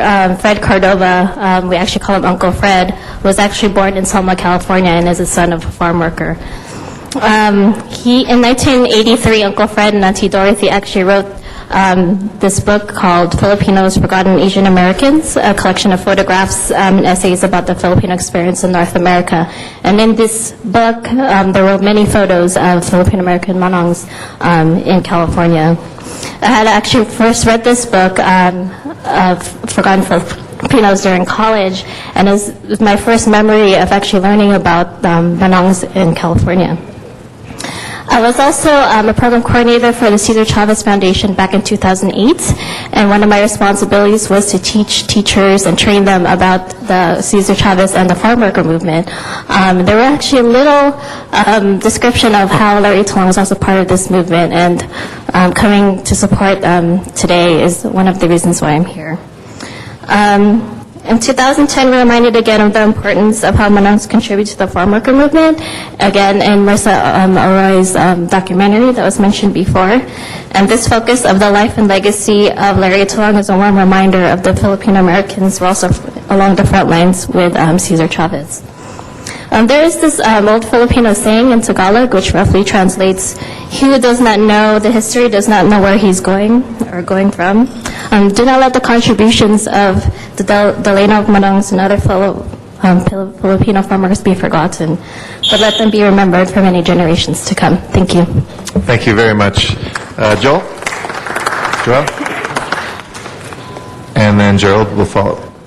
Thank you. Good morning, Council. Good morning. On behalf of Search to Involve Philippine Americans of SIPA, I want to thank Council Member Alarcon, CP President Garcetti, and all the rest of the council members who supported this movement. It's an honor to stand next to Brother Johnny Leong and to the rest of my colleagues. You know, the significance of the day, it's not just a day about Filipinos. It's a day that reveals really an uncovered chapter in American history So this is a great day for not only the Filipino American community, the Latino American community, the workers community in general, and this, really America, because I think that when we're able to do that, when we're able to uncover parts of our history, that really informs us of who we really are, what the real story is. So I think that Manong Philip, Manong Larry, Manong Pete, and Manong Cesar are up there saying, bien hecho, you did a good thing, ang galing, mabuhay. Mabuhay. Gerald Gubetan. Good morning. I'm Gerald Gubetan, Founding Board President of Philam Arts, which is sponsoring the 19th Annual Festival of Philippine Arts and Culture in San Pedro. You're all welcome to come this weekend. I'd like to thank Councilmember Alarcon and Garcetti for introducing this resolution, along with the council members who seconded the resolution, Councilmember Reyes, Cardenas, Huizar, and Han. September 8th, 1965 was a historic day when, as Councilmember Alarcon described, over 1,500 Filipino farm workers led by labor leader Larry Itliong voted to strike. It became the Delano Grape Strike. The strike led to the boycott, the Great Boycott, over the next few years. It led to the formation of the United Farm Workers of America. A few weeks ago, I had a great opportunity to serve as a moderator at a community forum around the role of the Filipino farm workers in this movement. And it was very amazing and emotional. I want to say our community loves Cesar. We love Cesar Chavez. He deserves a place of honor in our history. But all that we ask is that we remember our forgotten heroes, those labor leaders such as Larry Itliong, who became assistant director to the UFW, to Cesar Chavez, who was the director, people like Philip Veracruz, who rose to become first vice president of UFW. And as we mentioned, today we have the son of our labor leader, Larry Itliong, son Johnny Itliong. So I just want to say this is personal. My father was part of that generation, that Manong generation, which is a sign of respect. And in fact, he used to pick lemons in the San Fernando Valley when he was a young man before World War II, when LA had an agricultural community. It was seasonal labor. And so I want to thank the LA Council. I want to thank your staff, Jose Segala, the entire council. Today marks the 45th anniversary of the Delano Grape Strike. And one more comment. Philip Veracruz wrote in his biography a personal inscription to me, which said, "Join the struggle." So I want to thank the council for joining the struggle. Thank you very much. And thank you all for your comments. Mr. Cardenas is our next speaker. Yeah, thank you. My thanks, first and foremost, to Councilmember Alarcon for bringing this to light. In this country, we have many, many accolades to give to many communities, and we shouldn't take them for granted. And this moment is very precious and important that, like was said before, we can't forget about what happened. It's its 45th anniversary, and we should celebrate this on the 46th, the 50th, the 150th anniversary, because it was very important for us to recognize this. Some brave people decided to do that. Going on strike today isn't a very comfortable thing to do. Back then, it was actually deadly. You know what I mean? It was actually deadly to go on strike. People died because they went on strike. But what I wanted to share with you is that my father started in this country as a migrant farm worker. And he started in the Central Valley. And one day, he was a man of a few words. For some reason, the word Filipino came up between him and I. And he spoke mostly Spanish. So he told me in Spanish, he goes, "You know what, Tony? When I was working in the fields, I was always proud of being the hardest worker on any given day. And the people who gave me the run for my money were the Filipino guys. Man, those guys knew how to work." So to give you a perspective of how much to heart I took that, my dad was very few words. And he really didn't give too many compliments. He's a very quiet guy. But for him to give a compliment was rare. But for him to give a compliment on somebody's work ethic was tops. So what I did is I kept an eye out for Filipinos when they applied to my office, and I've hired a few, and lo and behold, smart, hardworking, intelligent, good-hearted individuals or what have you. So I took my father's advice, and it has benefited me. I say that a little bit tongue-in-cheek, but I mean it. But at the same time, what I want to say is this country, when people talk about the panoply of different people from different cultures or what have you, and yet at the same time, some people say, well, those foreigners this, those foreigners that, or what have you, because they may look a little different, they may eat things a little different or what have you, but the bottom line is this. If you look at the important things like work ethic, that's what makes this country great. And the fact that Filipinos participated in that deathly struggle is something that we should celebrate, and the fact of the matter is we should take the opportunity to acknowledge and tell the truth and compliment each other for our values. So congratulations to the Filipino community, and thank you so much for your contributions. Mr. Reyes. Thank you, Council President. Back in the early mid-'90s, there was a march in Ciudadano, a march in which you had thousands of people from all over the country and the state participate, and with us, marching were the Filipinos.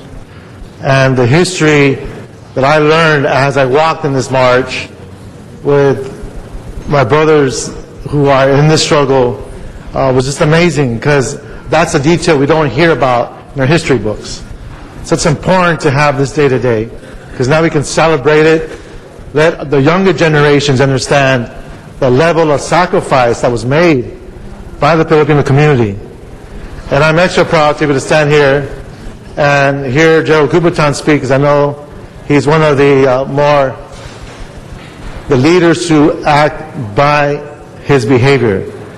He's been tremendous work in the city of LA as a planner, as one of my deputies, now as a CRA, and to hear your eloquence as you speak about the struggle is truly important.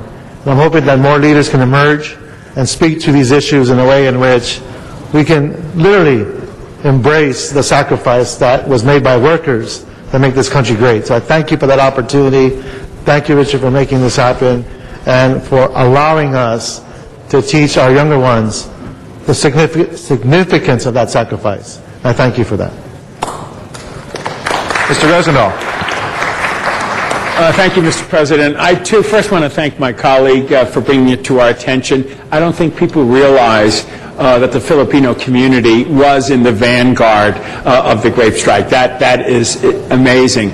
I worked for Bobby Kennedy. I was with him when he got killed down the street here. We're going to dedicate that complex of schools on the 16th of October. And this was in living memory to a man who embraced Cesar Chavez, embraced the struggle of immigrants from all over the planet, and Paul Schrade, who also took a bullet when Robert Kennedy was slain, remembers the Filipino involvement and the historic role you've played with Cesar Chavez. And so it's an honor to honor you. I've had an opportunity to be in the Philippines. I brought my cameras. I was doing another thing besides this business here. I interviewed your president in her White House there and a lot of other leaders within the country, and realized, frankly, that the Filipino community in diaspora here in the United States is huge, and that the amount of support that you bring back to the home country for a struggling economy is phenomenal. So the partnership between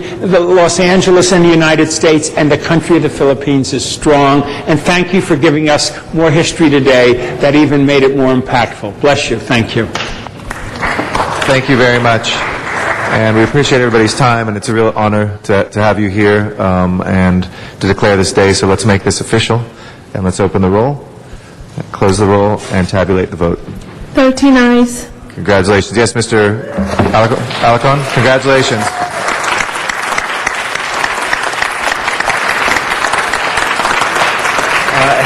Having passed this resolution, I want to commit to... You got it written up already? That's amazing. You must have been anticipating it was going to pass.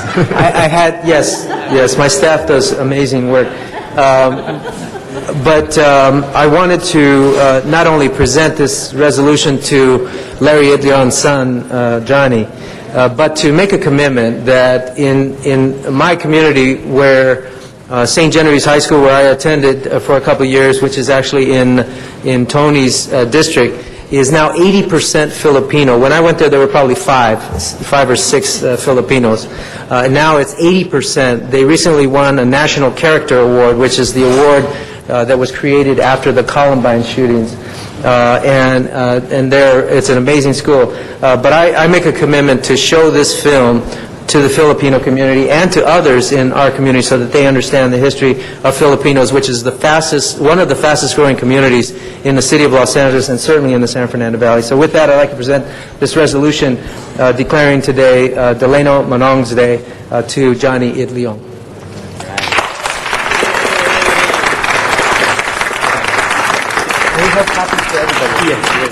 Thank you. We will now go to our general public comment, and folks have been very patient. Thank you for that. Our first speaker is Jim Clark. He'll be followed by Michael Ferhanick.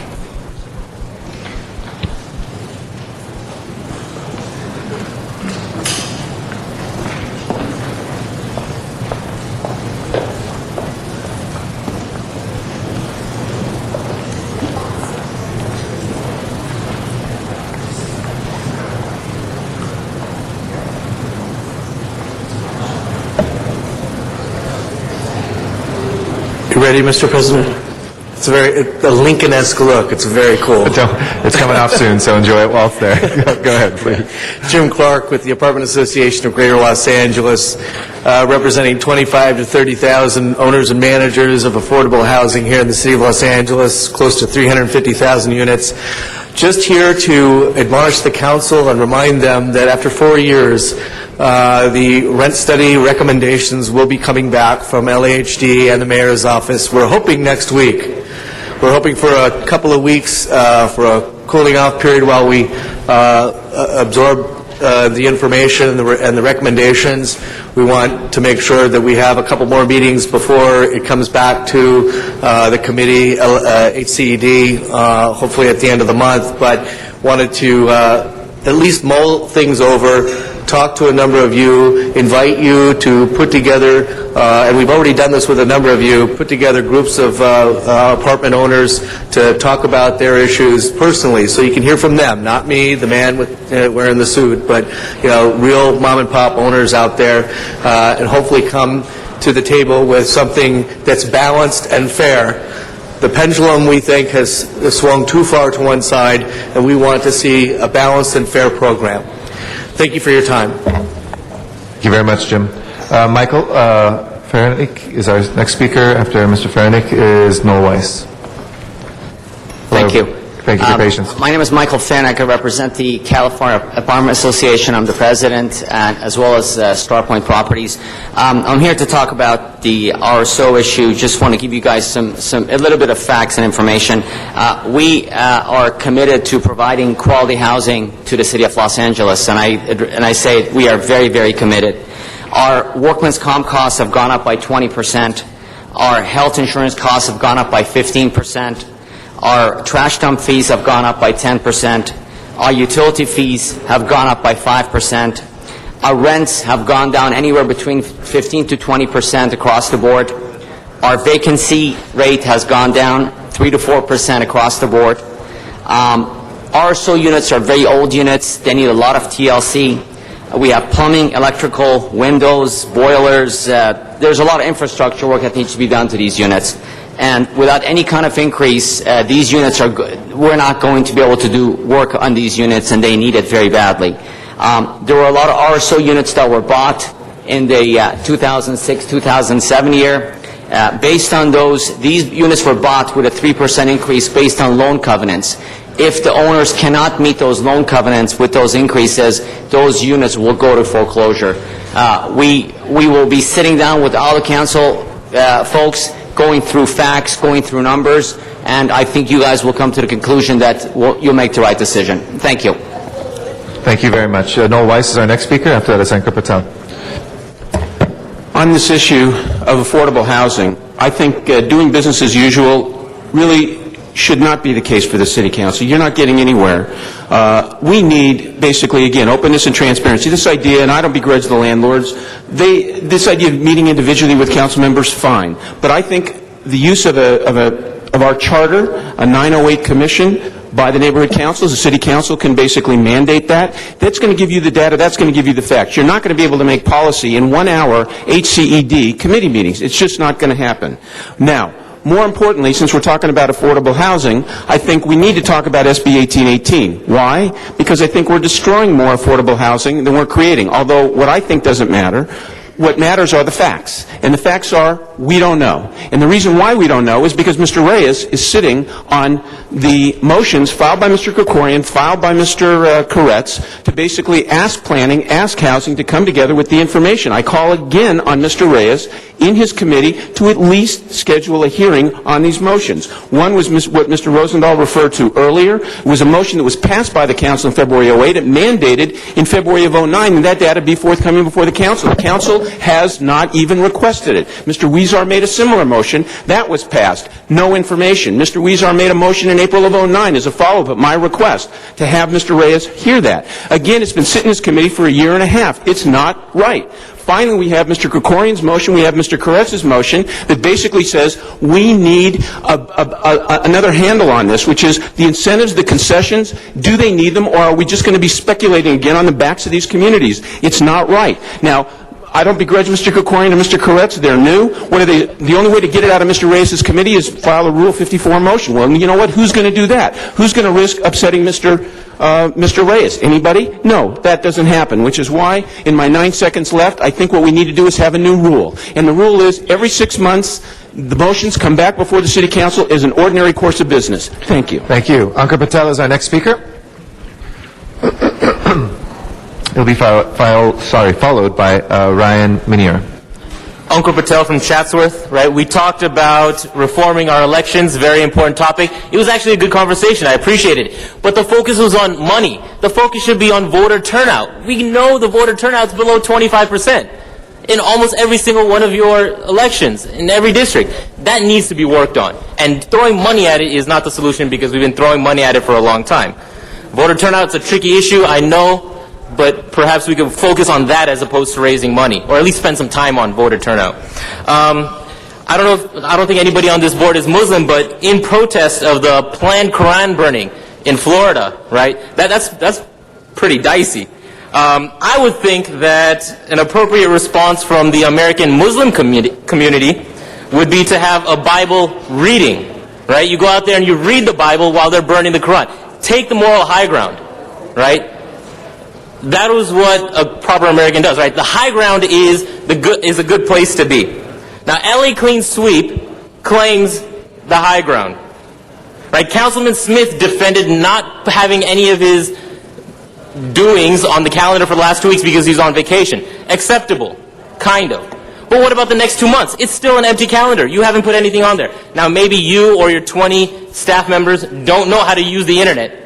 Again, tricky at best. But the internet is the greatest tool that we as citizens have for transparency and accountability.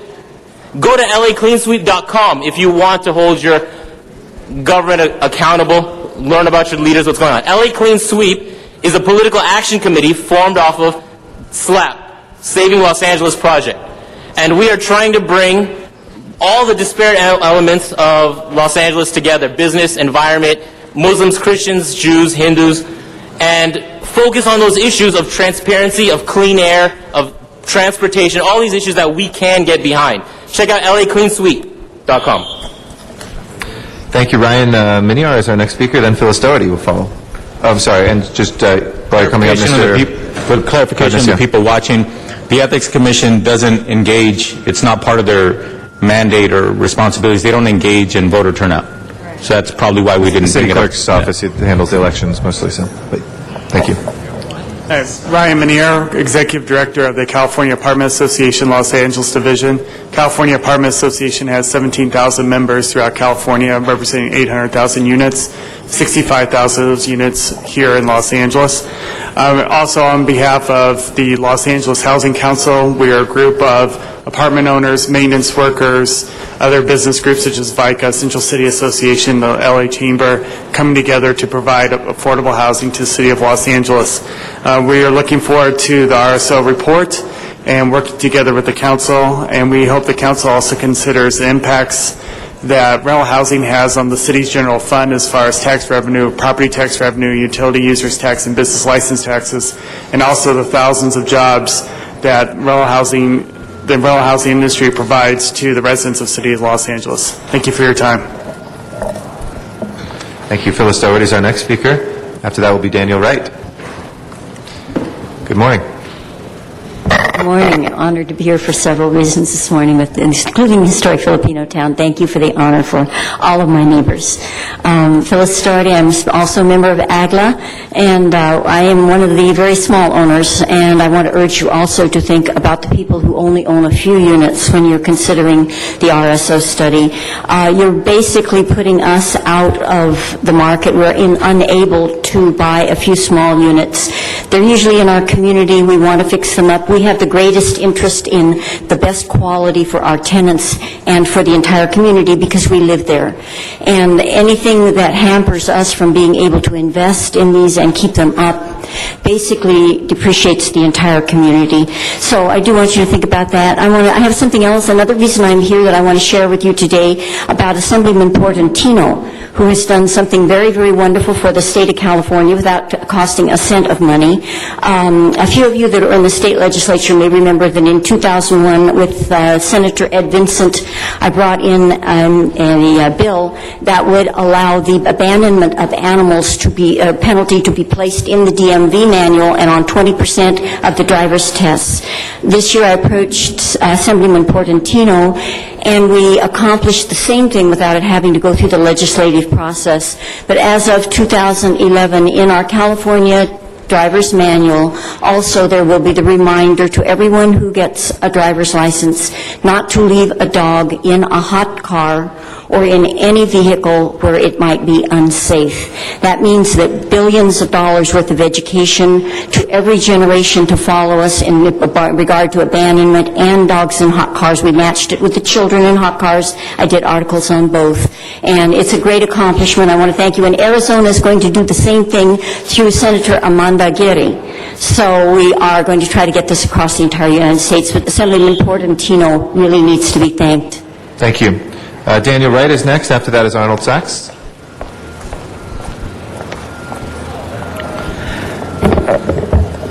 Daniel Wright on behalf of the Silverstein Law Firm.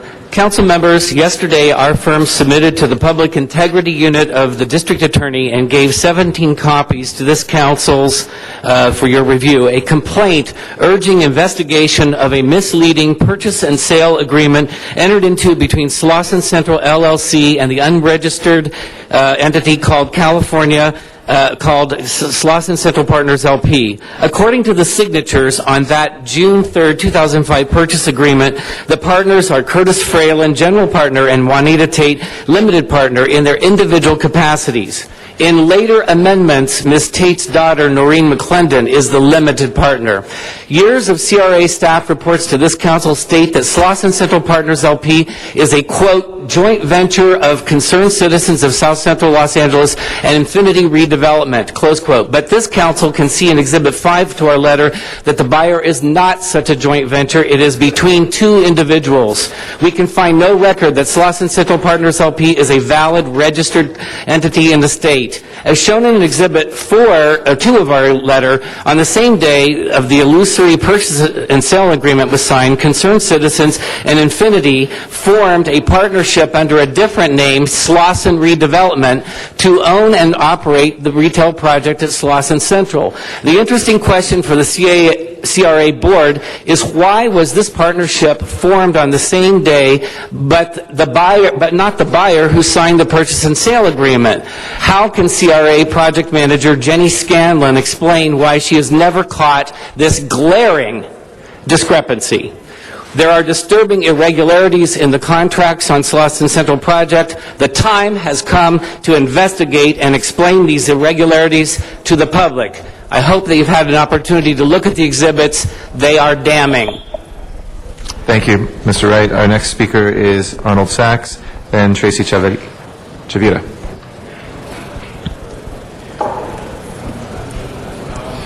Thank you. Good morning. Arnold Sachs. Fascinating meeting yesterday with the public comment regarding the marijuana, the clinics. What's interesting, though, really, is that people would come up here and you get the idea that they didn't know, they thought that you probably didn't know the language of the ordinance as that was going to be written. How foolish for them to act like that. The linchpin of the ordinance, the actual turning point of the ordinance, was the very item they complained about, the ownership portion. How many of your ordinances that you consider concern positions in a company? I remember when the LA Times wrote an editorial regarding the wonderful job, and I'm saying that facetiously, you were doing on the marijuana clinic. And they happened to mention the billboards, that you were doing a wonderful job on that. So here's a suggestion to help clean up the billboard situation. Hold them accountable for their management. Tell them if they have no management, if they've changed management in 5 years, they can't put billboards up in LA.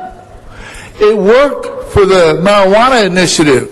Why wouldn't it work for the billboard initiative? Show some spunk. That would even the playing field. You have a request for proposal. Tell them if they want to do business with the city of LA, they need to have the same name managers for the last 5 years. Even the playing field. It's a great idea to get rid of the marijuana collectives that you wanted to get rid of, throwing everybody out, in or out. Now you open the way for the cartels, and not the Mexican ones, the American ones.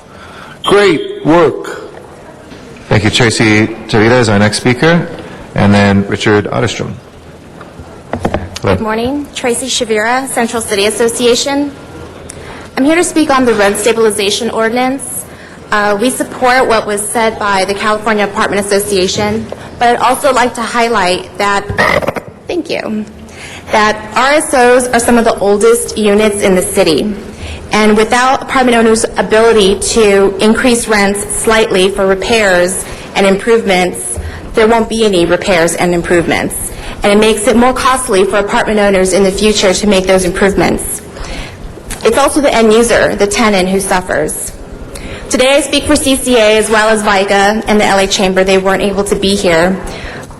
But we just ask that when you consider the ordinance that you make thoughtful changes that reflect today's real estate market and not that of 1 or 2 years ago. And then also, as always, we offer our assistance in helping shape this ordinance. Thank you. Thank you very much. Richard Otterstrom is next. After that is Tina Barrios.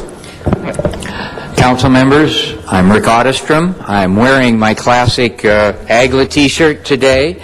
But I'm speaking for the Realtors of Greater Los Angeles. The Realtors of Greater Los Angeles, and because of the Realtors, because of AGLA, I will be speaking about the proposal to make changes to the RSO that's coming up. And the Realtors in Los Angeles, in their normal course of business, oftentimes become owners of income property. But what they do is they represent in buying and selling many moms and pops in income property.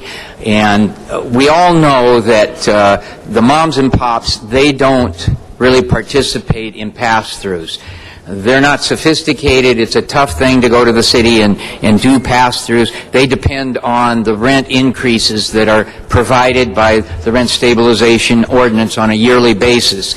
And so we're here today to ask you, in your deliberations, please do not change, reduce or eliminate the 3% floor that already stands in the current rent stabilization ordinance. That's how small mom and pops can depend on collecting enough money to keep themselves in business.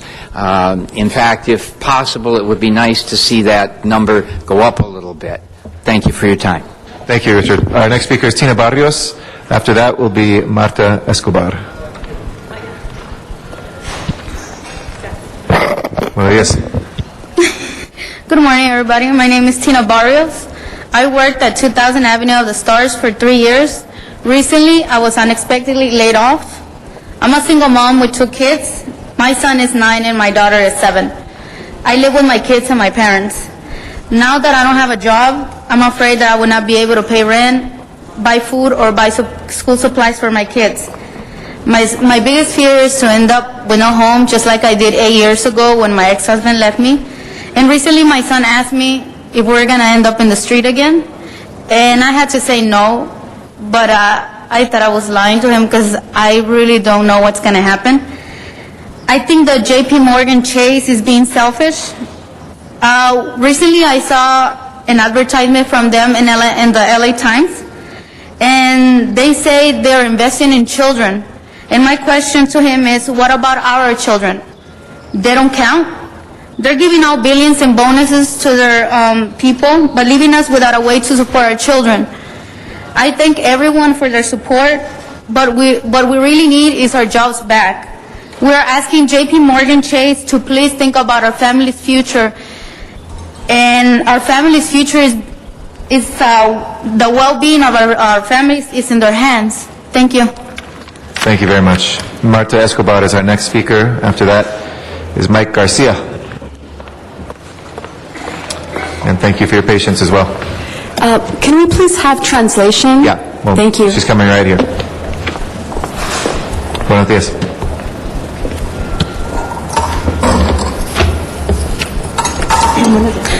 Bueno, buenos días. Mi nombre es Marta Escobar. Yo trabajaba como janitor por 6 años y por 2 años en 2000 Avenida de las Estrellas. Trabajaba en la noche de 8 de la noche a 4:30 de la mañana. Yo tengo 4 hijos que están viviendo conmigo. Soy madre soltera. Mis hijos me preguntan. Good morning, my name is Marta Escobar. I used to work as a janitor for the last 6 years, and for 2 years I worked at 2000 Avenue of the Stars. I worked at night from 8 p.m. until 4:30 in the morning. I have 4 children, 3 of whom are living with me. I'm a single mother. Mis hijos me preguntan, ¿qué va a pasar?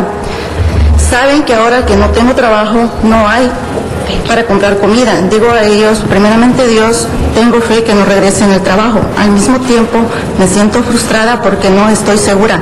Me siento a veces que estoy mintiendo porque no estoy segura de lo que va a hacer de nuestras vidas. My children often ask me what's going to happen to us. They know that I do not have a job right now, nor do I have any means to buy food for them. I tell them, first of all, that God will help us. I do have a lot of faith, too, that I will be able to go back to work or get my job back. At the same time, I feel very frustrated because I'm not sure that this will actually become a reality. Sometimes I feel that I am lying to them because I am not sure of what's going to happen to our lives. Yo decidí con algunos de mis otros compañeros hacer una huelga de hambre y también viajar a Nueva York para intentar comunicar con el jefe de JP Morgan Chase, Jamie Dimon. Queríamos decir a él que es justo que sus ejecutivos tengan bonos millonarios y estén quitando lo poco que teníamos para sostener y educar a nuestros hijos. We were thinking, contemplating, myself along with some of my co-workers, to initiate a hunger strike and also to travel to New York in order to try to talk with the president of JP Morgan Chase, Jamie Dimon. We wanted to tell him that it is unjust that some of their executives receive bonuses in the millions of dollars while they are taking jobs away from us, the jobs that provide funds so that we can support and educate our children. Tengo mi hija Cristal, que tiene 10 años, que es la que tengo ahorita conmigo. Ella siempre quiere estar conmigo. Ella dice que le gustaría hablar con Jamie Dimon. I have my daughter Crystal, she's 10 years old, she's always with me, and she has told me that she would really like to have an opportunity to speak to Mr. Jamie Dimon. All right, thank you. Thank you. Mike Garcia.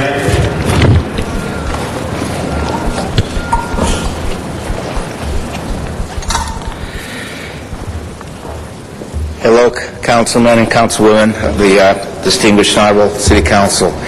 Here we are again before you. You know our struggle. You know our fight. You've supported us over the years to create a better world and safer world for the hardworking janitors that work across Los Angeles. You know that our janitors work for some of the richest, most profitable companies in the world, cleaning the edifices of the most profitable corporations in the world. In this case, we're talking about J.P. Morgan Chase, who laid off 16 janitors. Now, this isn't a case of layoffs because of need or necessity. We all are facing that reality. You face that reality as you face the undesirable task of having to lay off many city workers. J.P. Morgan Chase is not losing money. Indication, CEO is paid $19.7 million a year. Federal bailout TARP monies was provided at the tune of $94.7 billion a year. Lobbying fees after they got the bailout that they put money into lobbying to get their way in politics in this country. $4.2 million they paid into lobbying efforts. Their profits over the last 10 years, $97 billion. So we're here before you to do the right thing, to be courageous once again and support our janitors in their fight against some of the most powerful corporations in the world. We're here to urge you to take action on what we see as the many failures at J.P. Morgan Chase. J.P. Morgan Chase is not paying their fair share in taxes to the City of L.A. County, using the tax loopholes available to them. J.P. Morgan Chase is not doing their part to assist the L.A. County homeowners facing foreclosures with Chase loans. Council members, we're here to urge you to take action by putting forth a City Council resolution that includes the following: to call upon J.P. Morgan Chase to ensure we have safe staffing levels at Century City Towers and the Avenue of the Stars by hiring back these janitors, to call on J.P. Morgan Chase to agree to real and effective loan modifications, to direct the city auditor to work with the county auditor to collect J.P. Morgan Chase the outstanding $13.5 million in property taxes owed to the County of Los Angeles, and to call upon the federal government to conduct an oversight hearing of J.P. Morgan Chase practices. Thank you, Mike. Thank you very much. Thank you. Mr. Garcetti. Thank you. I know we have a couple more commenters in public comment, and I want to thank the workers that are here. Under the state law called the Brown Act, if we don't have something on our agenda, we can't speak about the merits one way or the other. But I can, as a point of information, explain to you that this motion that Mr. Koretz, whose district this took place in, and I have introduced, seconded by Mr. Reyes, and I can tell you what the language is here today. It says, whereas in mid-August, 16 janitors were employed by a custodial contractor, were laid off from their jobs cleaning Century City Plaza Tower and 2000 Avenue of the Stars, both owned by J.P. Morgan Chase and home to some of the richest tenants in Los Angeles. Whereas in show of support, another 57 janitors walked off the job at Century Plaza. And whereas the janitors are joined by hundreds of supporters, including fellow janitors, security officers, and airport workers. And whereas the Service Employees Union, SEIU, United Service Workers West, has called upon J.P. Morgan Chase to bring back these janitors to work. And whereas many of the laid-off janitors, as we saw here today, have hardworking families with no alternative way to put food on the table or pay rent, and whereas both parties should work to make a deal to bring this dispute to an end, we therefore be it resolved that Los Angeles City Council strongly endorses the efforts of both the Service Employees Union, SEIU, United Workers West, and J.P. Morgan Chase, the owner of Century Plaza Tower and 2000 Avenue of the Stars, to reach a just and decent resolution for all parties. And we call on J.P. Morgan to do that today with you.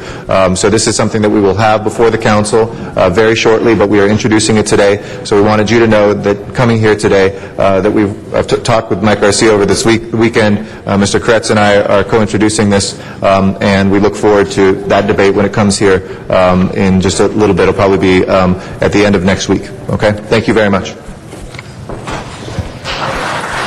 Thank you, Mr. Garcetti. Dr. Williams. Dr. Clyde Williams. Dr. Clyde Williams not in chambers. Walter Bechtel. And our final speaker after Mr. Bechtel will be Richard Robinson.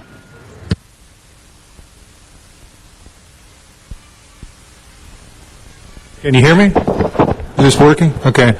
Yeah, I wanted to talk about the rent stabilization ordinance and some things I've been reading over in the files concerning relocation. And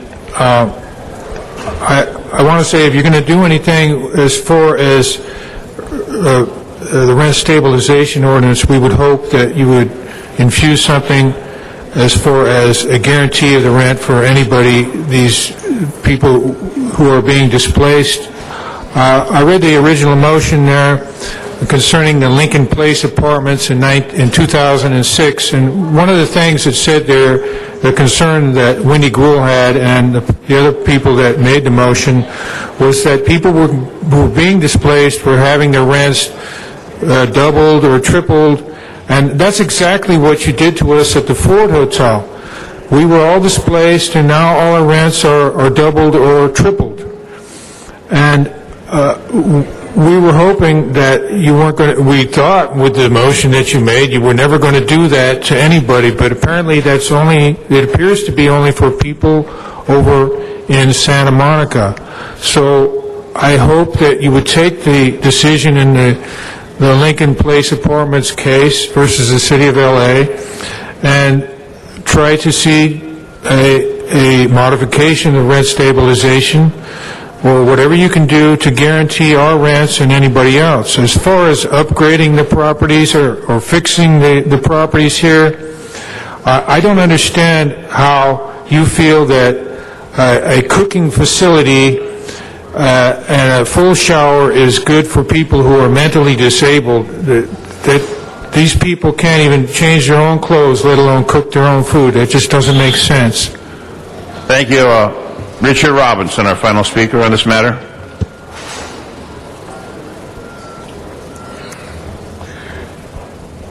Mr. President, members, Richard Robinson. I have 3 churches in Michigan. They're mine. In 1971, the University of Michigan sent me here. Sam Yorty was the mayor.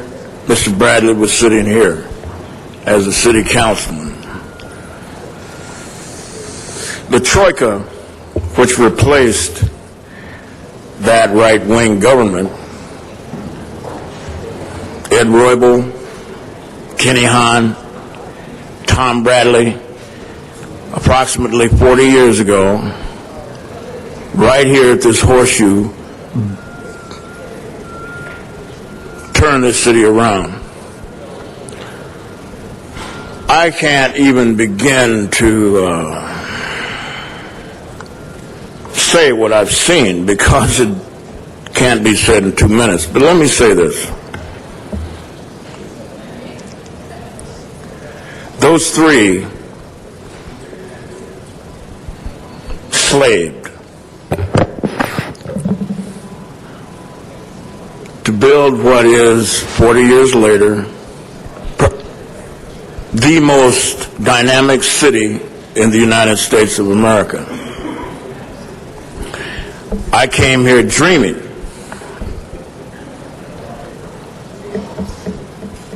And my dreams are being fulfilled. I come from a started to say filthy, wealthy family, but I came here from a wealthy family.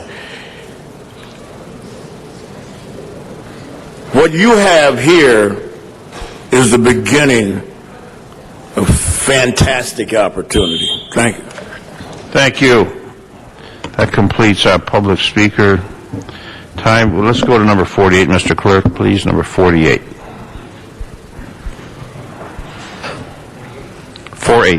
48 was called special by Council Members Cardenas and Alarcon. Thank you very much. Mr. Cardenas, we do have one speaker on this matter. Yeah. You want to hear that speaker first? Mr. Sachs, number 48. And then Mr. Cardenas.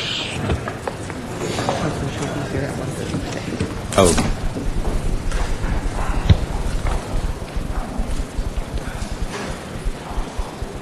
Thank you. Arnold Sachs.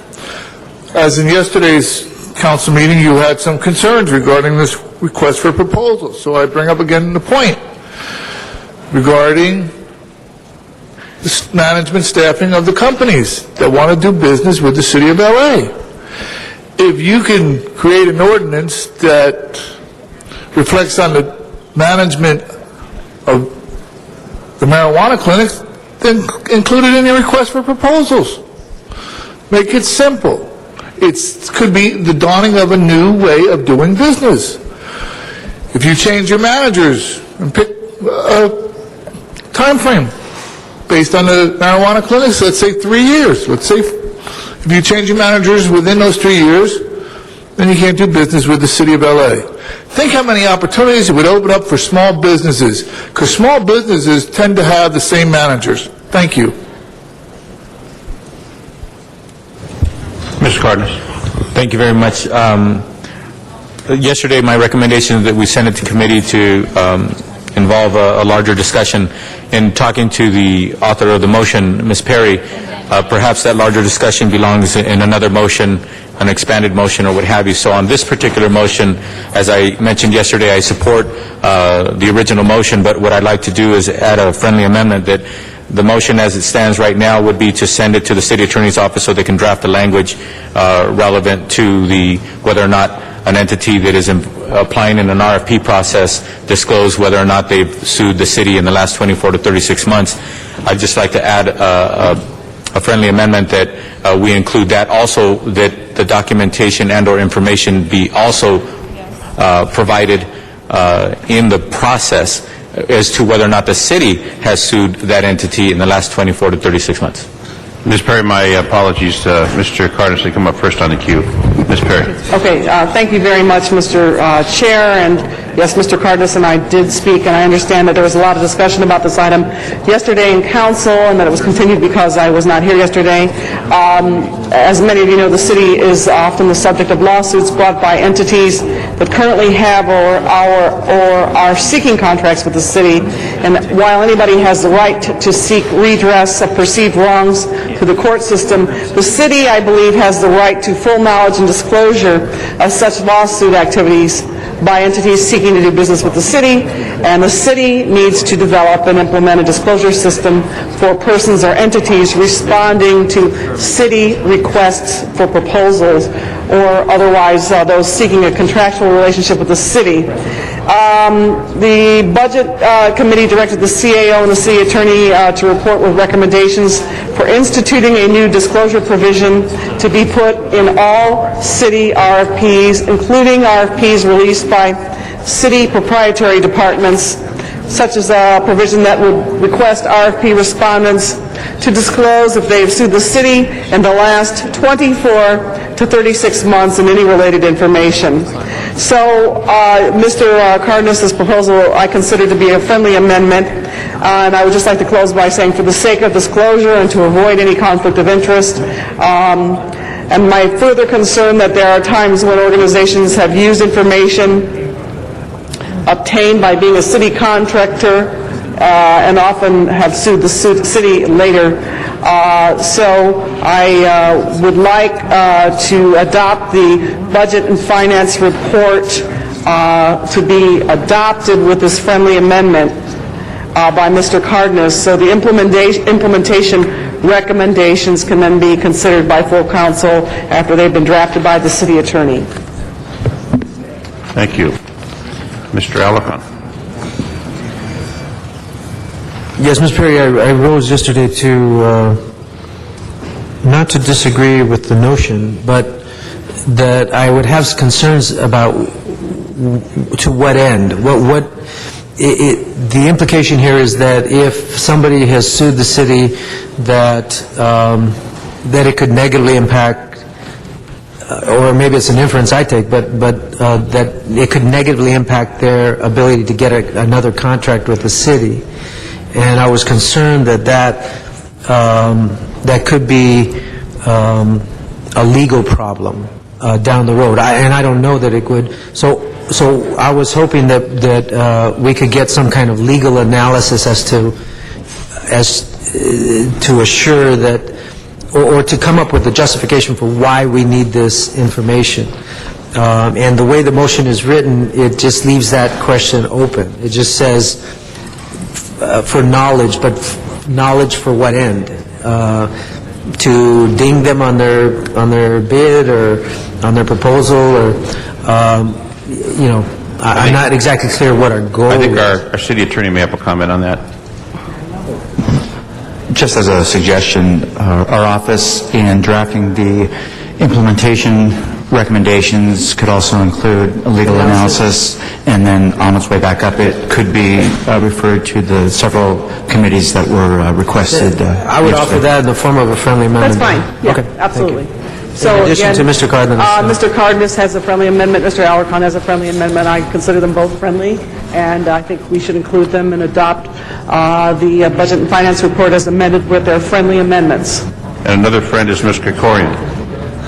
Well, thank you. Just to follow up on that point a bit, I might suggest, Ms. Perry, if this would also be friendly, that the city attorney might also, when they report back, advise if there is another alternative process by which council could have that same information, because it seems to me that the city attorney's office itself should know whether the city has been sued or is suing a contractor, and if there's some way that that could simply be provided to council without the need of creating an additional burden on businesses throughout the city in complying with the RFP, then I'd be interested to know that, at least if that's feasible. So if perhaps, and I think we should go forward with this now, get the report back from the city attorney, but I'd like the city attorney to include in that report whether there's another way to do this as well, or whether it might already be available within their systems within the office. We now have the city attorney coming to the table.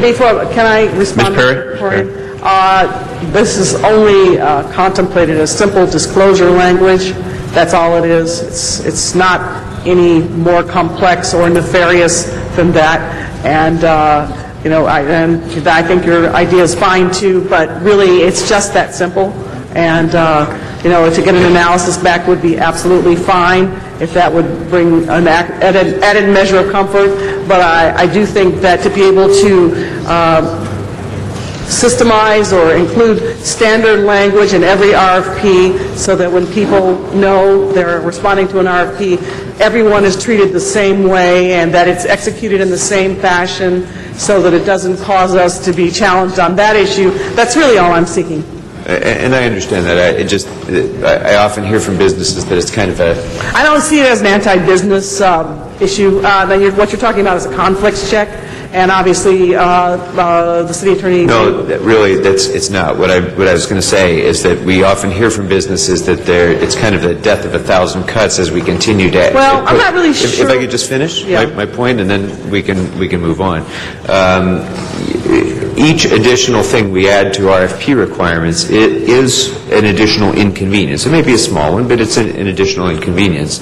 And unless there's some end result that comes from that, my preference would be if we can do it, and I think we should have full information about the lawsuit history when it's before us and we're approving contracts, but my preference would be if we could do that through our own devices, which it seems to me the city attorney's office ought to be able to give us. It's a preferable course of action than putting an additional burden on businesses and putting businesses in the position of potentially making a mistake by submitting an RFP and through oversight or otherwise missing a suit that they've either filed, especially a national company, something like that. They may not have, they may make a mistake. So anyway, my preference would be, especially because I don't see that we're going to disqualify companies. If we're not going to disqualify companies, then as we do the cost-benefit analysis of this, I would rather make it as simple as possible for businesses to compete for the city's business. Thank you, Mr. Corey. Ms. Perry? Let me, if I need to press my button again, just let me know. Uniformity of information as it's presented, as it's considered, and as it's reviewed in a response to an RFP, and that everyone should know as they go into that process, whatever comes out at the other end is the same. Apples to apples, oranges to oranges, and I personally wouldn't be comfortable with a process that would contemplate anything that isn't uniform, consistent, on the record, and I hate to keep using this word, but I can't think of a better one, transparent, but to be uniform and systematic in the way that we are presented with the information and the way that we measure it and consider it in making a decision. That's all this seeks, and everybody's questions are fine. I just want to adopt it as amended and then get it back for fuller discussion. Thank you, Ms. Perry. For our representative from the City Attorney's Office, any comments on this? I apologize for missing the beginning of the discussion. Just a couple of things so everybody's clear on what it is we're talking about and what it is that we're not talking about. When you refer to RFPs, you're talking about a very specific contracting process. We're not talking about bids. A bid is a process by which we award most of our contracts, and they're awarded to the lowest responsive bidder. The bottom line is the lowest price gets the contract. We don't look at other issues. How good are they? Those kinds of things. If they meet our specifications, and we're very good at writing specifications, then the lowest bid gets that contract. That's what we're not talking about. We're talking about RFPs where, under the city's charter and the Ad Code, we're allowed to look at factors other than just price. Now, as the motion points out, folks have a constitutional right to sue the city. And every once in a while, we're not perfect, and people sue us and keep us on our toes. You can ask for this information. You can have it. Presumably, the city knows when it's been sued. We're generally pretty good about finding that out. But it's what you do with the information. We're not taking this information into account and dinging someone because they've exercised their constitutional rights. Whether knowing that information leads us to look into why they sued us, and perhaps there were some issues relating to their performance in a prior contract, that's maybe where there's relevant information. The fact that they've sued us and asserted their rights is not information that we would be taking into account in an RFP situation.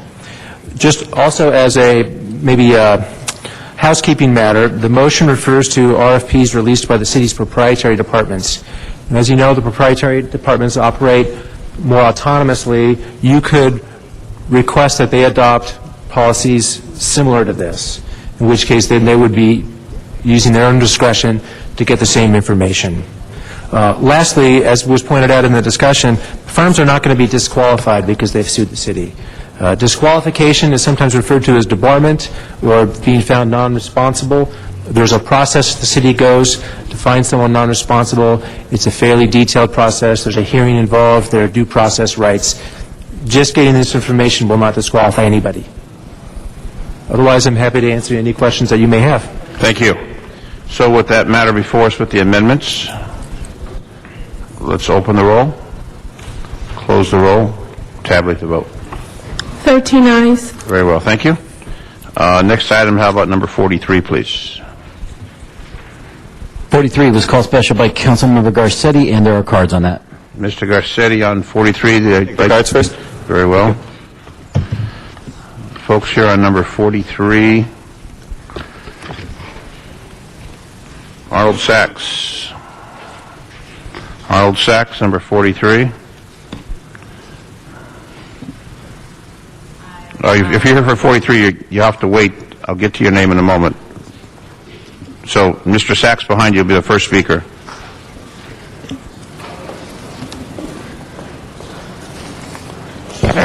Thank you again, Arnold Sachs. Again, another opportunity to set some standards for the City Council doing business with the City of L.A. It's as you would say, Councilman Rosendahl, a no-brainer. And I guess I could bring this up all the time now that you want to put all these contracts up, but consider the management aspect. It's a way to get your way to turn the screws legally by making these requirements, requiring the stability of staffs as a process in dealing with the city. How refreshing would that be in this corrupt atmosphere of LA? Consider the management status. Thank you. Dr. Williams. Dr. Williams on Chambers. And just for the folks that are here on this matter, we call the cards in the order they're put in the box. So the Hilltop Nursery School representatives, Monica Vega, Stephanie Regal, and Matthew Kennedy. I guess you can all come up together and you get 2 minutes apiece. Go ahead, please. Hi, I'm Monica Avila.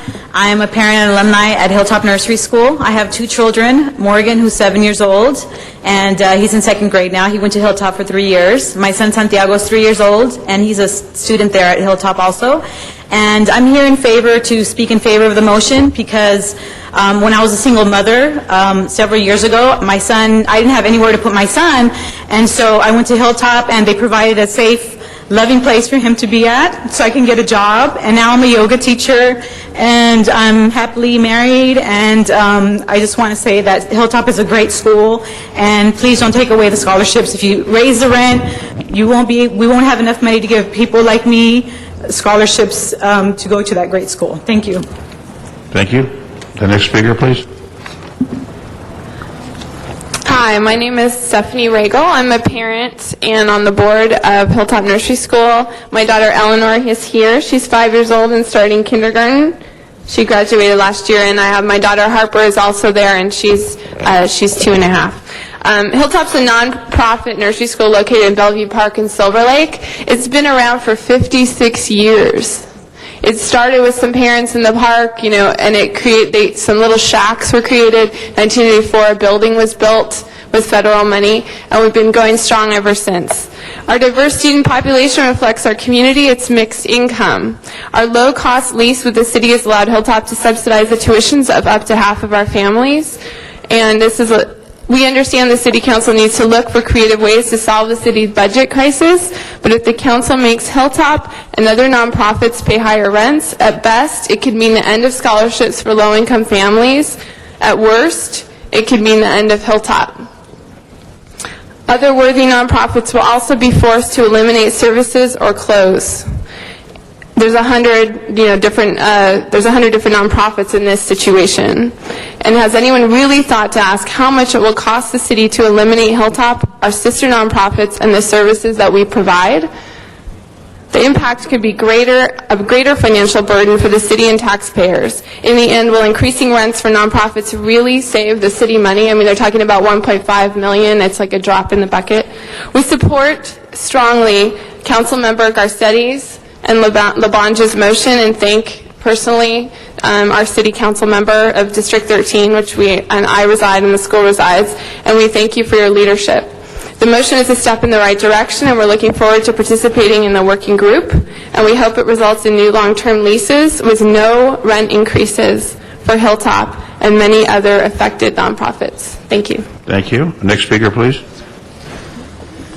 Hello, my name is Matthew Kennedy. I work in the administration at Hilltop. I'm also a parent as well. I would like to thank all council members for this chance to work with your offices towards creating and sustaining a model that will be mutually beneficial to all the parties involved. This motion allows our nonprofit and many like us a voice and an opportunity to have some influence on the decision that affects our mission to serve our communities and promote equality across the socio-economic spectrum. Our hope is that our involvement in the work group will open your eyes to the value and commitment we and others like us provide to your council districts and the long-term social and fiscal advantages of investing in programs like ours. We thank you for your support. Thank you, sir. Mr. Garcetti. Thank you very much, and thank you for your patience, all the parents and activists that are here. And Hilltop is an extraordinary place. It has been for decades, and I know it's been a long meeting, so I'll be brief about this. But colleagues, I would ask your support. I think you point out very good issues in difficult budget times, which is that there are a lot of nonprofits that depend on the city of Los Angeles. We also know what a kind of a lottery it is, too, that some nonprofits historically have been lucky enough to be in city buildings for almost nothing, and most haven't. But we saw child care in particular as something to pull out and to make sure that we protect, because we did balance this year's budget, or passed a budget that is balanced without having to do this. It's now a policy issue of what nonprofits in tough times will we kind of wean towards more or less subsidized rents. I think what we're clear on is that for child care, these are places where we should continue that tradition of being able to have the city be a partner to provide low-income families with child care, and to have in our parks, especially now as a lot of the city-run child care programs are going to be run by community partners, to make sure that we have a template that works. So thank you for the activism you've done on Hilltop, being a part of that ongoing discussion that my staff, even if we have to convene a working group in our own office together, we'll make sure that you're a part of.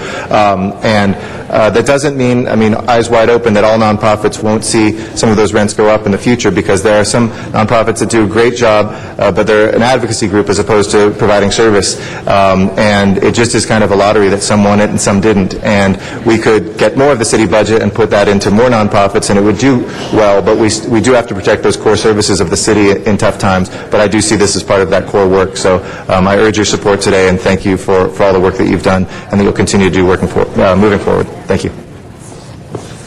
Ms. Hahn. Thank you, Mr. President. Well, I just wanted to rise and support this idea of putting together a working group to see how we could look at this issue, solve this problem, and hopefully keep nonprofits like Hilltop in business, taking care of our kids. And it really was a sad casualty of our budget this year that we began to look at the possibility, or we actually looked at what I thought was really pulling the rug out from under a lot of nonprofits in the city, whether it was through our increase in fees that they had to pay for special events, or in looking at increasing the rent that they pay for some of these facilities. Let's face it, I think what we're getting down to in the city is our core mission, what we can and can't do, and it's probably more clear than ever that government can't do a lot, and we really depend on nonprofits in this great city to fill the gap on the areas that are so important to us, and child care is really key. And fortunately or unfortunately, and I know there's a lot of good guys out there, I don't know, I'd like to meet them. No, I know there's a lot of good fathers out there who do participate in child care for their family, but ultimately it still usually falls on the women more than anyone. And I know for a fact, I was a single mother, I had to depend on child care, and you just can't function in your own job if you're not secure about where your children are. If you don't know that they're in a safe, good environment, it's very difficult for you to function. And so this affects so many people in the city of Los Angeles. It affects our workforce. It affects those people who live here and do work and contribute in other ways. If their children are safely taken care of in a good place, then that's the kind of city I think we want to build upon. That's the kind of city we want to nurture. And so hopefully this working group will be able to figure out, again, how organizations like Hilltop and other daycare centers across the city can continue to function in a way that does not undercut their ability to provide care for our children. And by the way, your daughter was so well behaved. I know I walked in with the little fairy that she was in the back. And the fact that she's been here, since 10 o'clock, very well behaved, didn't hear a peep out of her, it's a testament to her mother and probably some great daycare out there. So anyway, good idea. Any way I can work on this, I'd like to help you. And Ms. Hahn, you are a great mom. It's fair. Thank you, Ms. Hahn. You are a great mom. That matter is now before us. Open the roll, close the roll, tabulate the vote. 13 ayes. Thank you. There's been a request to take number 34. Number 34. And that was called special by Councilmember Rosendahl, and there are cards on that. And we have one card from Arnold Sachs, number 34, sir. 1 minute, Mr. Sachs.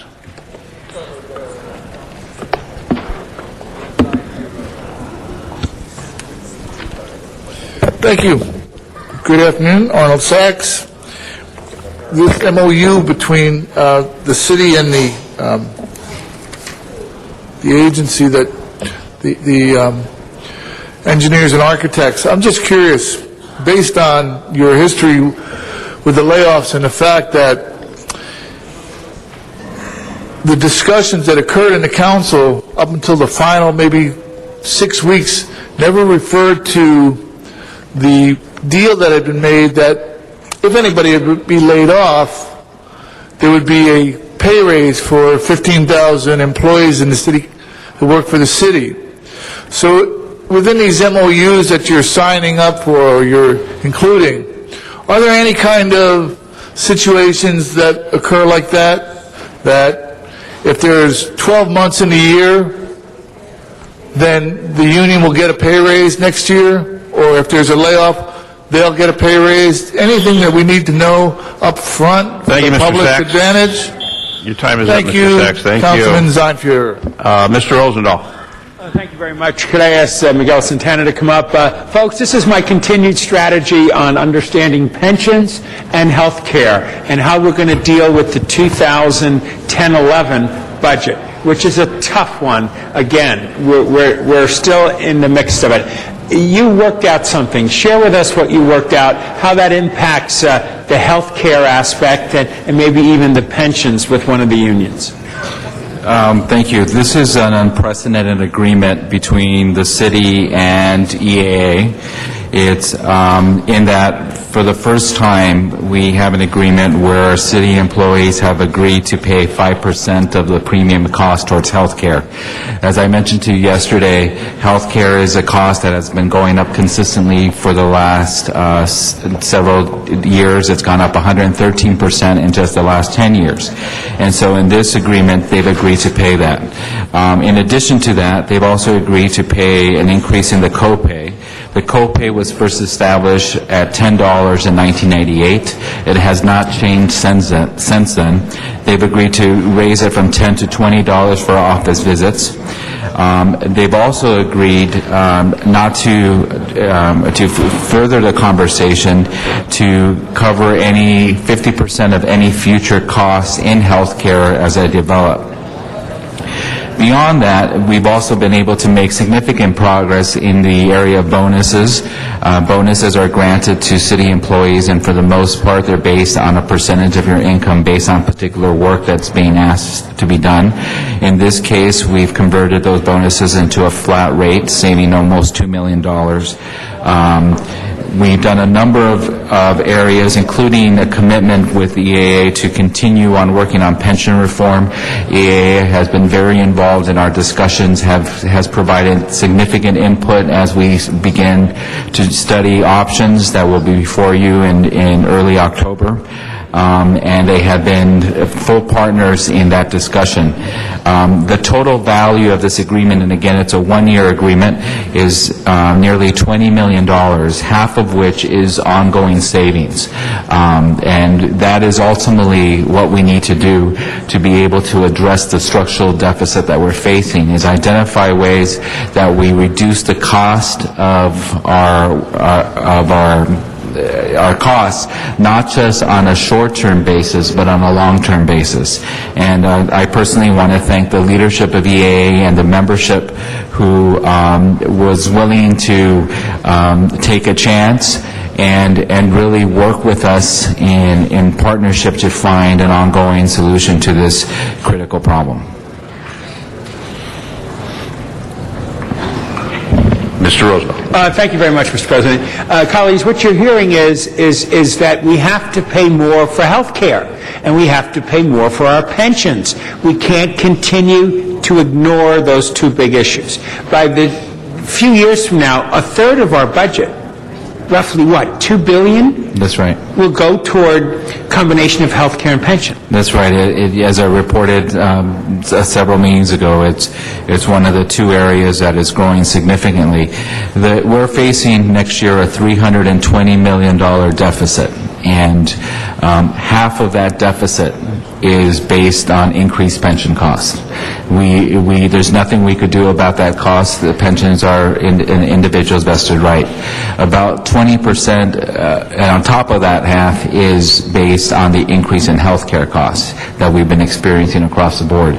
So in order to address this ongoing increase that has been occurring, we need to establish these kind of partnerships. Okay, and that's $320 million you just said? That's correct. $320 million deficit coming down the road. That's right. That's our next big deal. Okay, so if we went to 10% of our own money toward our health care and 10% toward our own money to our pensions, what impact would that have on that $320 million? Well, it would have a significant impact. A 10% contribution of all employees towards health care would generate nearly $40 million for the entire city. That's inclusive, of course, of also increasing copay in a number of areas, and we'll be having further discussions on that in the upcoming days. But that would go a long way in addressing the significant gap that we're facing in the future, and also, more importantly, ensures to our workforce that we can maintain the level of coverage that we have today. So that's 10% on health care and 10%. What would the 10% on pension be? Well, on pension is more challenging because, as you know, we can't ask our employees to contribute more in pension costs because it's a vested right. We have to find a like benefit. But we do know, and we're studying this now, that for new hires we could adopt a policy, a different tier, and we're hoping to achieve with a new proposal that we'll be submitting to you in early October, a plan that will save us anywhere between 20 to 30% for new hires that we have. Yeah, but present employees, I know that the sacred agreements, the contracts are sacred, they're important. I've been a supporter of unions in the private sector where nobody supported it when I was a cable executive. I believe in unions to get a fair share of the pie. However, when we're dealing with an incredible deficit and we're dealing with the reality of providing services, what would stop the union leadership from saying, we'll go to 10%, we don't need a like benefit, we just want to keep our jobs, we want to keep the city running, and we're going to pay more to ourselves, which is an investment in myself. Have you tried that logic, and does it have any gravitas with the union leadership? Since we see what EEA just did. Mr. Rosendahl, that'll be your way over. Go ahead, Miguel, and then we'll go to Mr. Sure. I Garcetti. think there's, in some bargaining units, particularly EA, there's an openness to have this broader discussion. Our limitations specific to the vested nature of the pension plan is related more to state and federal law than it is the will of our union leadership. A union, the leadership may agree, and even they may vote on it in general, but an individual may still challenge that, and that's why we have to be careful in how we manage it. Cities across the state are currently struggling with this very issue. There's an initiative in San Francisco that's testing the concept behind the vested nature of these benefits, and you're going to hear more and more about this particular issue in the next several years. Thank you. Mr. Garcetti. Thank you very much for that. Thank you. Mr. Garcetti. Thank you very much, and thank you, Mr. Rosendahl, and I think it was a very good day when we worked to do Pensions 101. I think we're working together to put some of that healthcare information, too, to do something similar, because I think this is too important of an issue for us not to dig in and to really become not just experts here, but to have the public increasingly know about. But what's before us today is the ratification of 3 fair contracts, and I want to thank EAA leadership. Michael Davies, who I've had the pleasure of working with over the last year, has been a very fair and strong leader for his union, but also a very progressive thinker for the city. And we all are in positions of leadership where people criticize us simply by our needs to take stances and to try to predict where we see things moving. But I think the most progressive thing for all of us together as one city family is to recognize that shared burdens and collaboration is a much better way forward than trying to call anybody out as the enemy or playing the blame game. In this today, we have, I think, a fair contract which does something very important on health care, and it was one of the reasons that it really represented a good accomplishment for the workers as well as by our CAO and by the ERC, and I want to thank them all. The reason why, as Mr. Rosendahl pointed out, when we look at soaring costs, the biggest percentage increase over the last decade has been health care. That's not unique for us. That's in the private sector as well. When folks outside the city family here, well, city employees don't pay anything for themselves. Some pay for a family, depending on which insurance plan they have for their health care. That is counterintuitive to what's happening into our economy. And while that's a great benefit, and it's not that the benefit has expanded, just the cost of it has, I think that in this ratification and in these negotiations, there is this recognition that we can continue to do that for our employees, but that means that there will be less and less money paid to them for their salaries, or we can look at some way that this is shared. And why this makes sense, and I think ultimately will make healthier employees and have better costs for the city of Los Angeles, is we don't have any skin in the game, and I speak now as a city employee. What do we care if health costs go up? Doesn't cost us 1 penny more. But if we pay at least some of that out of our own pocket, we feel that, which leads us to point 2, which is then what can we do to reduce those costs? And I think we can go a lot further in collaborating, and I would like to see all of our unions really in the Joint Labor Management Committee that's set up to do this, looking at how we can continue as we have with the Coalition, as we have with EAA, as we have with others, drive down those healthcare costs. And I think I put forward a motion to ask that our healthcare providers be here and that we actually ask them why our rates are going up so much, and if necessary, we go to other providers or let them know that we're looking at other providers to bring those costs down. And this brings me to the third point, which is when we have skin in the game, we also look at other solutions. I'd like to see us not, in fact, increasing the healthcare burden on our employees, but instead using that as a way to incentivize our employees to be healthier, to do wellness programs, to live healthier lives that drive down, because health insurance, after all, is a reflection of how healthy we are. And while I've heard we're not as unhealthy as the county, a workforce, we're not the healthiest workforce around. And we could say to people, you will pay less out of pocket if you participate in wellness things, or if you stop this behavior, or eat better, or exercise, or, quit smoking, those sorts of things that can, for all of us, drive down the costs. And that, I think, is a brave step forward. And I know it's one piece of this agreement. It's a recognition of tough times, but it's a really revolutionary step for us. Not one that will, as some claimed, make our workers wind up in poverty. Quite the contrary. It will ensure their jobs and, most importantly, the services they provide for the people of Los Angeles for some years to come. Thank you, Mr. Garcetti. Mr. Cardenas. Thank you very much. I was looking at the numbers, and it says that the budget impact in savings to the budget by these agreements would actually reduce our budget load by over $19 million. Is that an extrapolation of what's left in this fiscal year based on this agreement, or is that a 12-month capture of $19+ million? I believe it's the full year, so we would have to prorate it for the weeks that we've actually reduced. But as I mentioned, for half of those savings are ongoing. The one-time nature of the savings are the full amount, and most of those savings are through 10 unpaid holidays, which EAA has agreed to apply to the membership. So in the case of the health care, those become effective January 1 because that's when our new health care program starts. So it is specific, the way that's divided up. It's the total value of the agreement is what it says, but the health care portion, half of it's applied to this fiscal year and the other half is applied to the next fiscal year because our health care calendar is not consistent with our fiscal calendar. That's just it.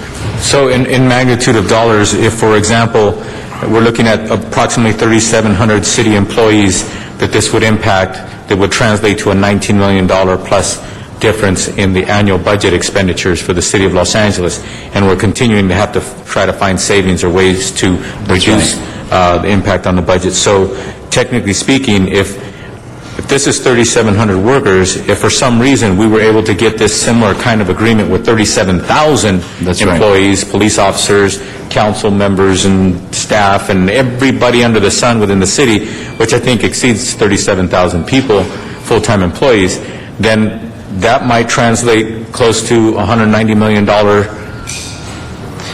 advantage in the budget that we don't have yesterday. If we were to adopt all of the elements of this agreement, not just the healthcare component, but then doing that kind of analysis would be accurate. I mean, it's a little bit more complicated because sworn, it's treated a little differently. As a policy, the directive that your council has given me as your lead negotiator has to seek out 10% on healthcare costs, but an overall 10% of savings in what the amount that we pay in salaries and benefits. We want to seek out a basically, Miguel, what I wanted to shed light on the people who are watching this meeting, whether they work for the city or they're just constituents or taxpayers or what have you. What I'm really getting at is, in this size of a city with this many employees, there are ways in which we can amass $100 million reduction in budget on the budget, or $200 million on the budget, and that's real dollars in high magnitudes if we look at, co-pays of $10 up to $20, we're looking at things like contributing 5% toward the cost of their health coverage premiums as of January 1st, etc. Those kinds of things, which are elements that contribute to this $19 million figure.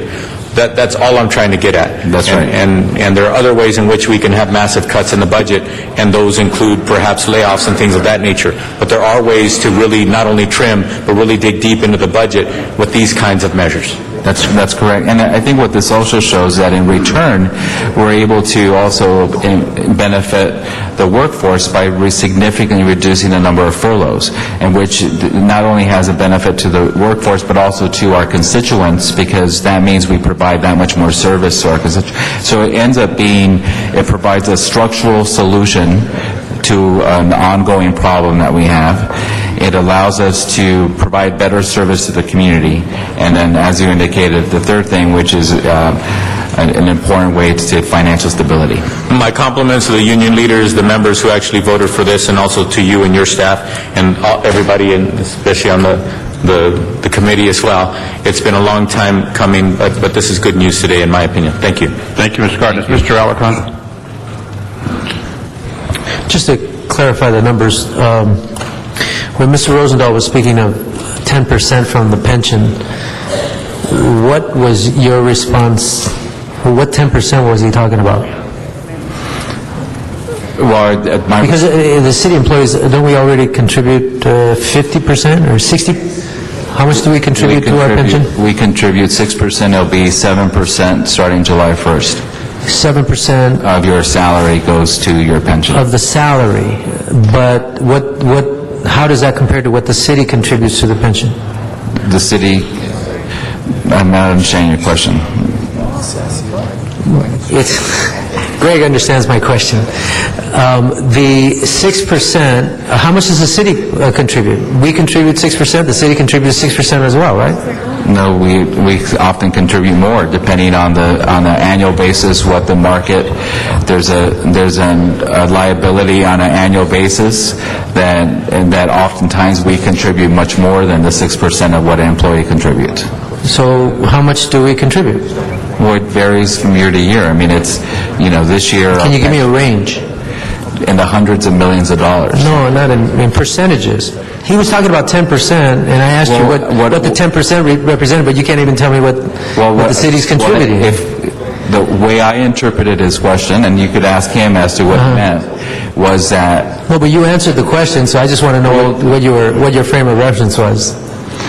My answer didn't address even the question. My point was that based on state and federal law, if we were to ask our employees to contribute an additional 10% to their pension, which is how I interpreted this question, then we would have to find the like benefit in return. So our discussion around pension reform is limited around new hires. So the additional 10%, your interpretation of what he said was to go from 7% to 7.7?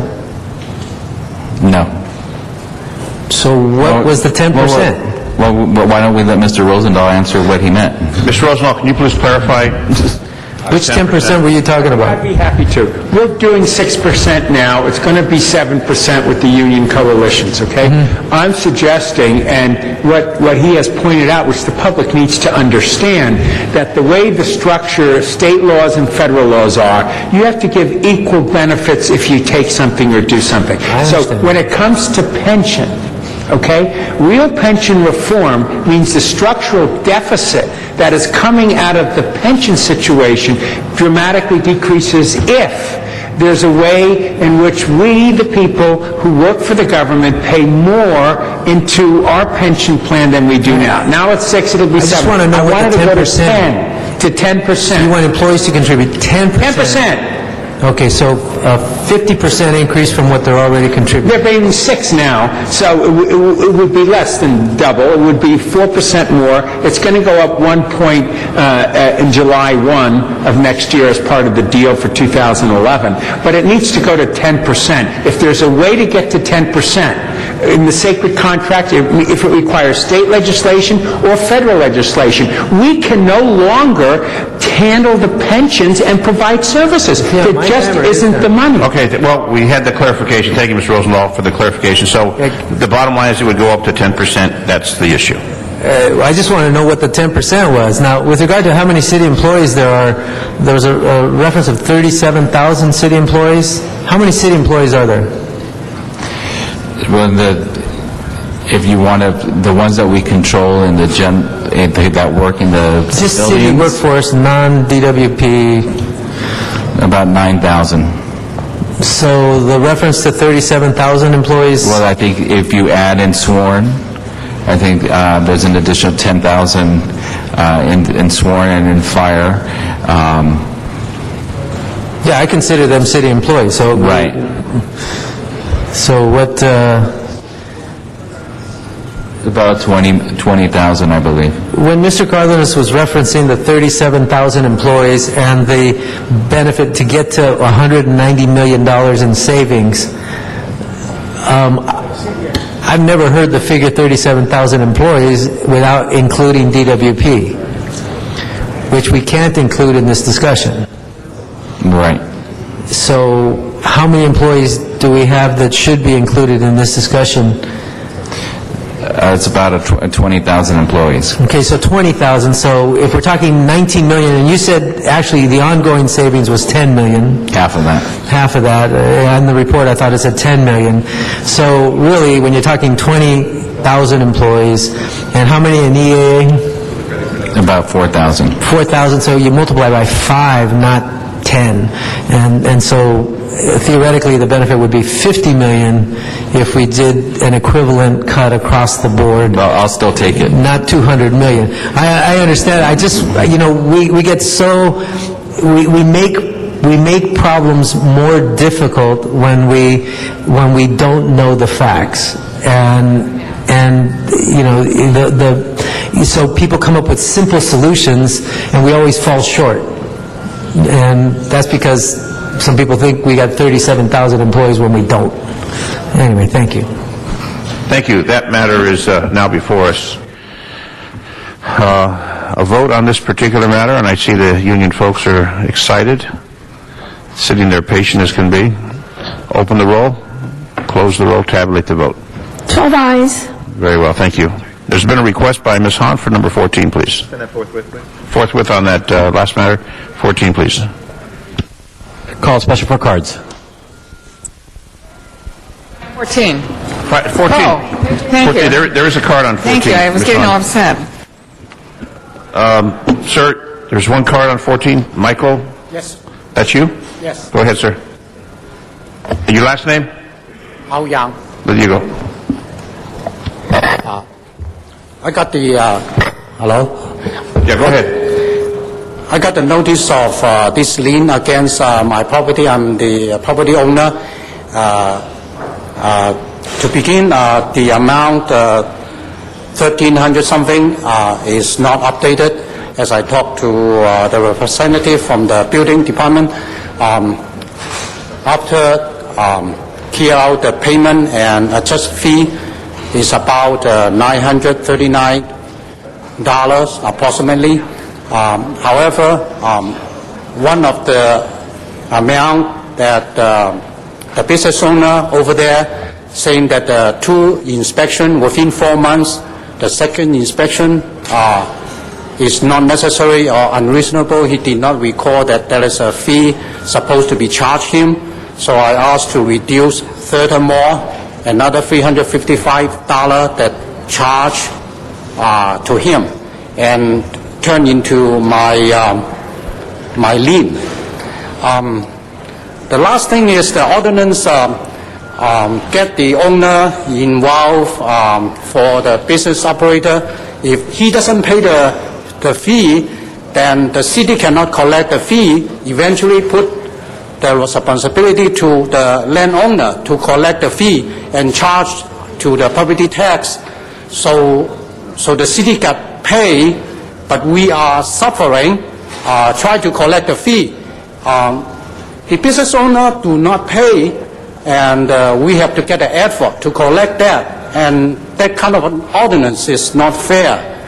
I ask there should not be put the burden to the landlord. Instead, I suggest the fee is supposed to be charged in advance during the inspection.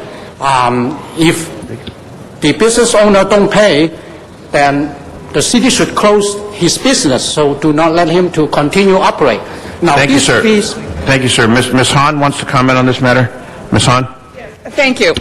First of all, it's 1 o'clock, and there's part of me that wants to apologize. There were several of the members that requested some of the other items to go before you, and I apologize for that, because I know you've been here since 10 a.m. However, on one sense, it was probably good for you to listen. You can see the tough economic crisis the whole city is in, and I know businesses are also having a tough time. Landowners are having a tough time. I understand your concern that if the business owner doesn't pay, it falls on the landlord, and right now that is our ordinance. We could certainly take into account the idea that if the business doesn't pay the inspection fee, that you're right, maybe we have an opportunity to close the business down. That's something we'll take a look at. What I want to hear from you is this basically, very, very quickly, how many years has this inspection fee not been paid? About 3 years. 3 years? Yeah, the invoice is from 2006 and 2007, so that's about 3 years they haven't paid. Okay, so right now, what is the amount that is owed? It sounded kind of confusing on what, because there has been a payment recently, is that correct? Yeah, they made a payment of $208.36, so the outstanding balance right now is $1,121.40. So $1,121.40 is what is owed right now. I understand that it would be appropriate for us to waive the collection agency fee. Since the collection agency obviously hasn't collected, we could waive that fee, so that's $264. Which would bring the total amount down to $800. It's actually the outstanding collection fee is actually about $170. My report that you gave me says $264.13. Yeah, that was because there was another invoice they paid off earlier on. There were originally 4 invoices that were outstanding. They paid off one, so 3 They are paid left. off one. Yeah, they paid off one of the invoices, and then they made I think a partial payment on another one. Okay. So the outstanding balance on the collection fee is about $175. I'd have to go back and calculate that. Okay. So it's a So if we waive the remaining, what are they owed? If we waive the remaining collection charge, the balance will be $939.30. 913. 939. 939. .30. Okay. Yeah. Is there anything else that would be appropriate to waive just to help them out a little bit? No, there's nothing further we can waive. What is the system development fee? Yeah, that's a basic administrative charge that's related to the computer system that we must charge. That's chargeable according to... We can't waive that? No, we can't waive that. It's $21.30. And the title report fee, we can't waive? We can't waive that because that's what I use to actually audit. Okay, so the only thing we can waive is the remainder of the collection agency fee. I would move, colleagues, that we waive that fee, and so the remaining amount is $939. Yeah, and 30 cents. And 30 cents. Yeah. So, and is there a way that you can work with the owner and the business owner for some kind of a payment plan? Well, those efforts have been exhausted. I tried to work out a payment plan earlier on. That's why it took long to come and talk to you. I tried to talk to them. They said they aren't ready for a payment. Well, you're going to have to work with us. So we would appreciate if you worked with us. We worked out a payment plan, and you can play a little bit of time till we get this solved. Couple two things.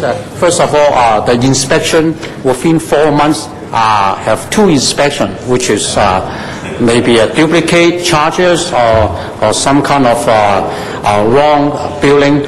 And then the last thing I want to bring up is the property owner should not get involved for their business operation, their business expenses, then fall on our shoulder. Well, I understand but ultimately, you're responsible for who is on your property, ultimately. So if you don't feel like this is a business owner that you can work with, then you might want to find another business for your property. But ultimately, the landlord is responsible for what goes on in his property. So we hope that you can work something out. I've done what I can to meet you partial way by waiving some fees that I'm able to waive, but I think at this point it's time that you work together with our building and safety and work out a plan to pay the rest of the amount. I appreciate it, but the last thing I really request is to take the property owner Ms. Hahn? off the... Are we ready for this Yeah, we're matter? ready for a vote. All right, let's take a vote Okay, then. Thank you. Thank you.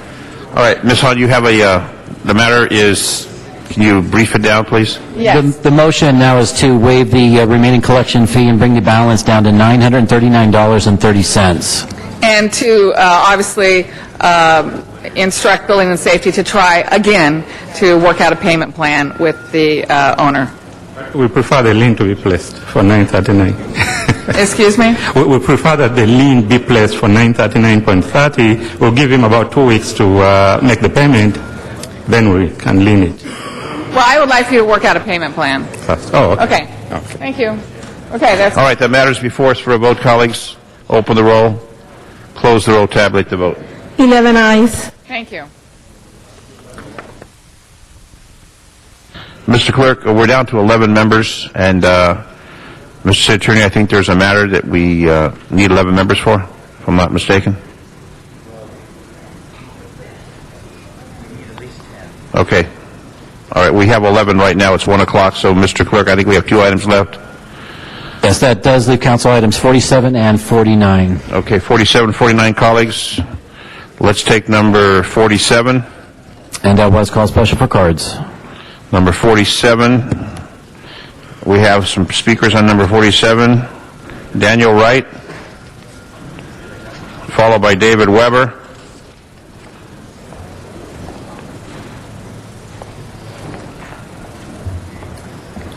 Daniel Wright on behalf of the Silverstein Law Firm.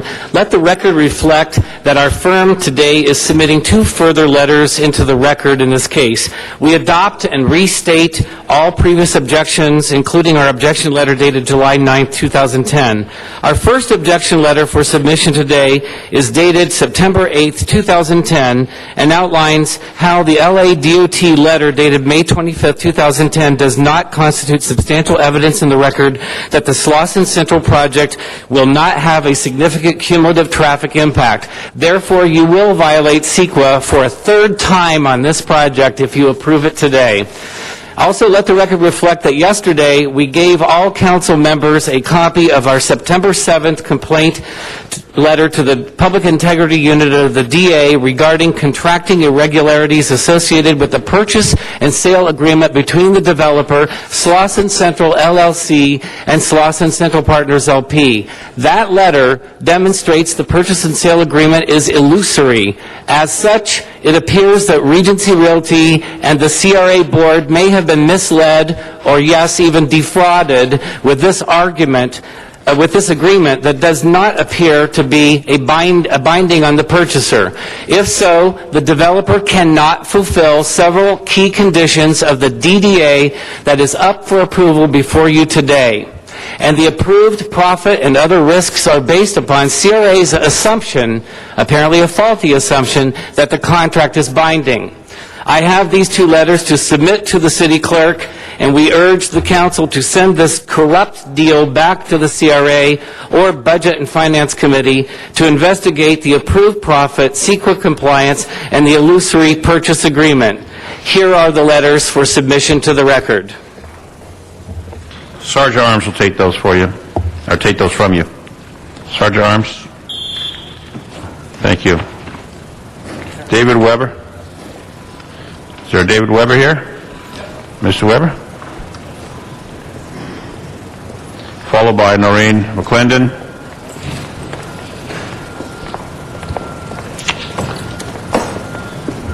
Good afternoon. Thank you for your time. I'm David Weber with Regency Centers. We're the co-developer with Concerned Citizens on this project. I just want to thank you and ask for your support again for the third time on this same document we've had up here and been reapproval, basically. We're eager to start. The test results came back on the property. It's heavily contaminated, I think, as everyone knows, and our cleanup plan is going into the state tomorrow, and we anticipate being able to start the remediation of the project this fall and hopefully get this project finally underway after over 12 years in the early part of next year. So, again, thank you much. Thank you, sir. Noreen McClendon, followed by Jacqueline Sims. Good afternoon. My name is Noreen McClendon. I'm the Executive Director of Concerned Citizens of South Central Los Angeles. While Regency has been involved in this project for the past 12 years, Concerned Citizens has been trying to develop this shopping center, an 80,000 square foot shopping center, for 20 years. It is time for our community to have what it rightfully deserves. We're only asking to build a grocery store, a drugstore, a computer learning center, a sit-down restaurant, things that most communities have in their communities and take for granted. The opposition here is basically fueled by a property owner who was too greedy to stay in partnership with this development. Part of the problem is that there have been so many technical errors made on this particular project, either through the Brown Act, through the resolution of necessity not being worded correctly. Those things have held this project up for more than 3 or 4 years. The reality is that while everybody's playing games, including Jacqueline Sims, who's being paid by Armand Gabay and all these other people, our community sits without a shopping center. The reality is we deserve, the Vernon Central community deserves a shopping center in our neighborhood. In the time that the Hollywood and Highland Center was conceived, developed, built, and occupied, our 80,000 square foot center still hasn't been built. And that has nothing to do. Concerned Citizens got the funding. We went and brought Regency into this development because they were willing to put the money up front to get the shopping center done. So the notion that there's an outside developer developing this project is just patently false. This is a community organization that got a mandate from its constituents to build a shopping center. We need a grocery store. We need a drugstore. There's no reason why we should have to travel as far away as we have to travel. And it's time for the city to put somebody in charge of this project who knows every little loophole that Stanley Kramer can find related to the Brown Act, the CUP, CEQA, and everything else. Get a really qualified person over this project to make sure that it gets handled. Thank you. Jacqueline Sims, followed by David Carlett.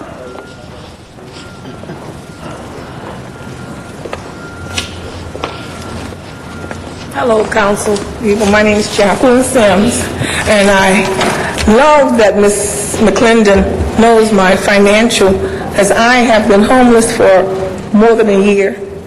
My bank statement, and I have it if you want to see it, is $1.22. So I'm not being paid by anyone. I'm here because of tax dollars being utilized, and I'm questioning whether Concerned Citizens has the business acumen to be able to bring this project to a close and be able to manage it successfully. We're talking about taxpayers' dollars here. We're not talking about my money. We're talking about everybody who has a vested interest in it, and that's the taxpayers of this city. I want to know, why was this project ever considered when they had someone else who was going to build this project, a similar project, the same thing, same spot? Why was it necessary? My second thing is that how can Concerned Citizens administrate this property when they have admitted that they're being trained by the individuals that they're in partnership with? This is an expensive training project. This is taxpayer dollars we're talking about. There should be somebody with some business acumen who understands how to run a project like this. There's been a lot of threats, one by Ms. McClendon after a public meeting.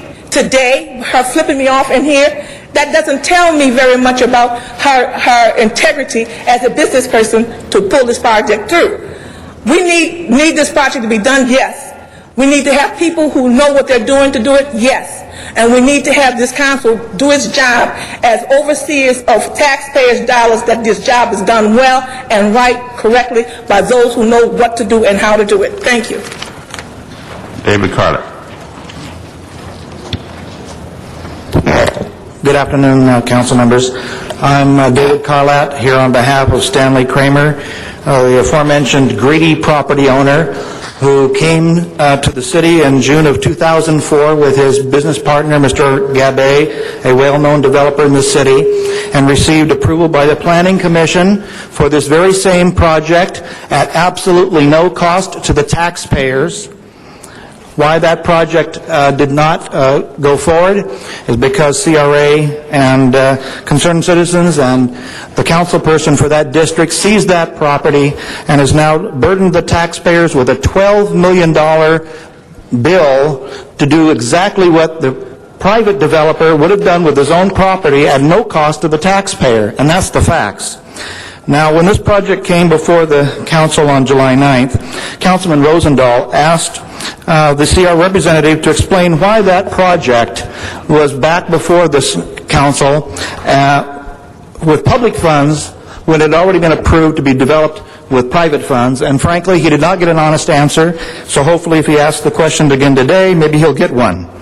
Also, Councilman Zine asked at the last meeting on July 9th why this project did not have an updated staff report submitted.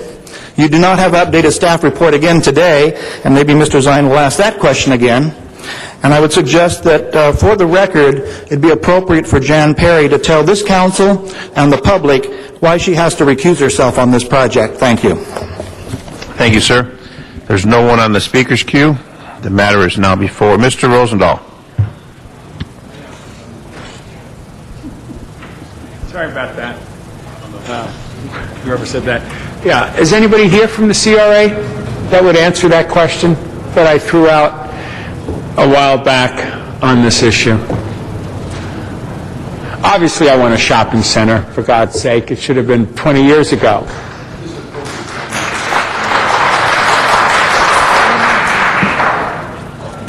Jenny Scanlon, I'm a project manager with the CRA. I'm going to give me your exact question, and I can answer it.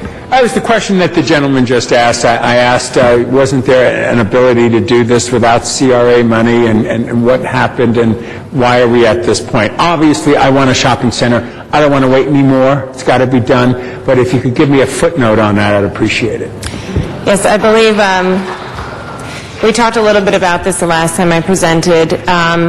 The prior property owners, particularly Mr. Kramer, owned his property for 30 years. If he wanted to develop a shopping center on that property, he could have attempted to develop that shopping center within the 30 years that he owned the property. Instead, he chose to use the property to run a very successful scrap metal business. And that is obviously his choice as the owner and of that property and the owner of that business. He did submit, this was, again, before my time as a project manager at the CRA, but the CRA itself did a request for proposals, and we included the existing property owners when we went out and asked for proposals to develop the shopping center. When we had identified this site and decided this was a great site for a shopping center to be put into the South Los Angeles community, and we asked the property owners to respond to that RFP. Mr. Kramer did submit a response to that RFP. We also received a submittal from concerned citizens and their partner Regency. The group that evaluated those responses found Mr. Kramer's response to be incredibly incomplete, and that it didn't have the financial backing or wherewithal or enough valid information for us to make a determination that he could develop a shopping center of that size on the property. Concerned citizens, I believe, at some point in the history of this project did reach out to Mr. Kramer. They, at some point, were in a partnership to try to attempt to build that shopping center.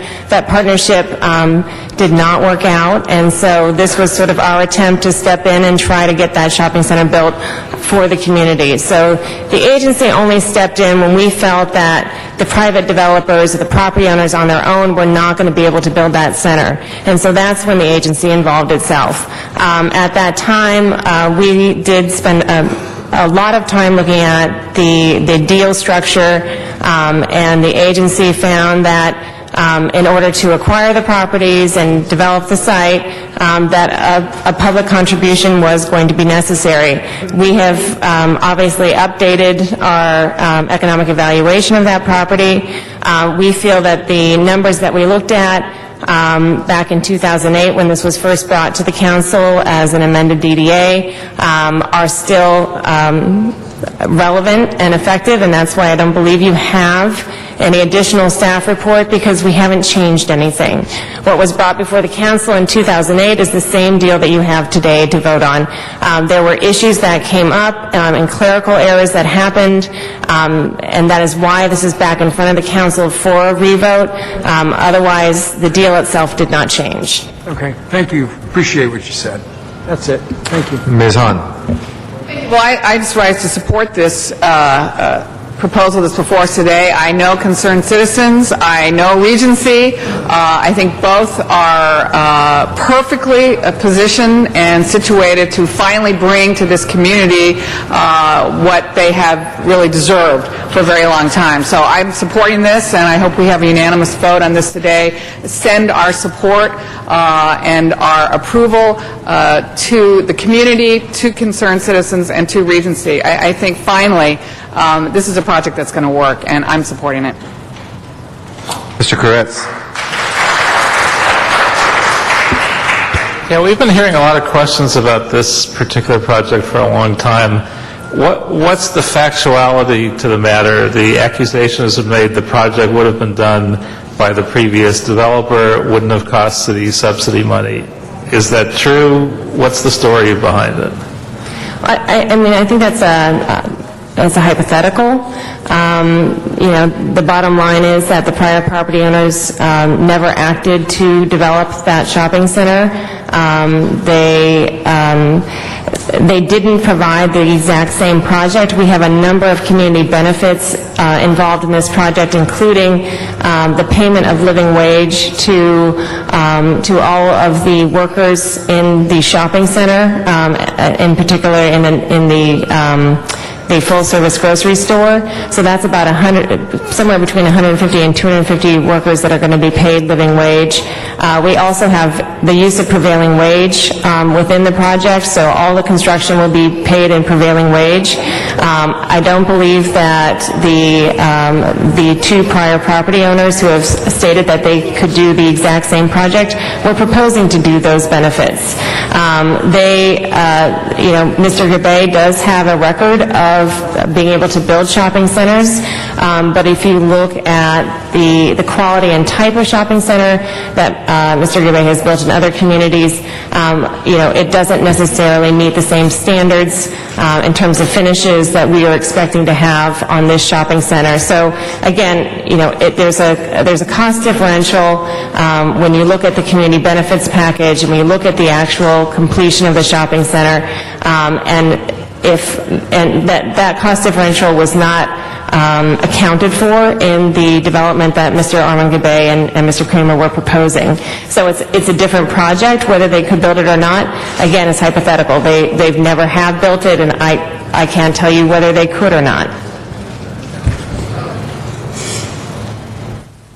Mr. Wesson. Yes, thank you, Mr. President. Members, this is in Ms. Perry's district. She has worked on this for a long time. I don't think any of us know what's best for her district better than she does. I respect what she's done, the groups that she's put together, and I, like Ms. Hahn, say let's support this project that our colleague has been working on for years, knows every detail, all of the hiccups, all of the problems. Let's move this thing today and begin to deliver the types of services that the people in her district want, need, and expect. Thank you. That is our last speaker on the queue. We have the action before us today for continued consideration of the CRA communication. If we can please open the roll on this item, close the roll, and tabulate the vote. 10 ayes. That is approved, and we'll send that forthwith without objection. Thank you. Next item. Item 49 was called special by Councilmember Garcetti, and a substitute motion has now been circulated. All right. Let's go ahead as amended. Please prepare the roll and tabulate the vote. 10 ayes. That is approved. Next order of business. We can send 33 forthwith, please. Council has motions for posting and referral, Let's post and refer those motions. and the desk is clear. Colleagues, desk is clear. Any announcements? Ms. Hahn. Thank you, Mr. President. It was mentioned this morning during the presentation, but I just wanted to remind everyone that this weekend in San Pedro is the 19th annual Festival of Philippine Arts and Culture. It's the largest annual celebration of Filipino arts and culture in Southern California, and the event is being held this Saturday and Sunday, September 11th and 12th, at our gorgeous Point Furman Park down in San Pedro. The event is from 10 a.m. to 6 p.m. both days. Free parking and shuttle will be provided. The admission for this wonderful event is only $7. So if you haven't made plans for this weekend, come on down to San Pedro and enjoy this fabulous festival. Thank you. Obviously, tonight at sundown, we wish everybody a Happy New Year, Shana Tova.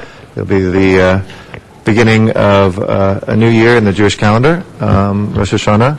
And as we all celebrate that, may this be a year of peace and fulfillment for everybody. And as Los Angeles celebrates that, we wish everybody much sweetness in the year to come. Any other announcements? If there are no announcements, can I ask everybody to please rise for adjourning motions? And Mr.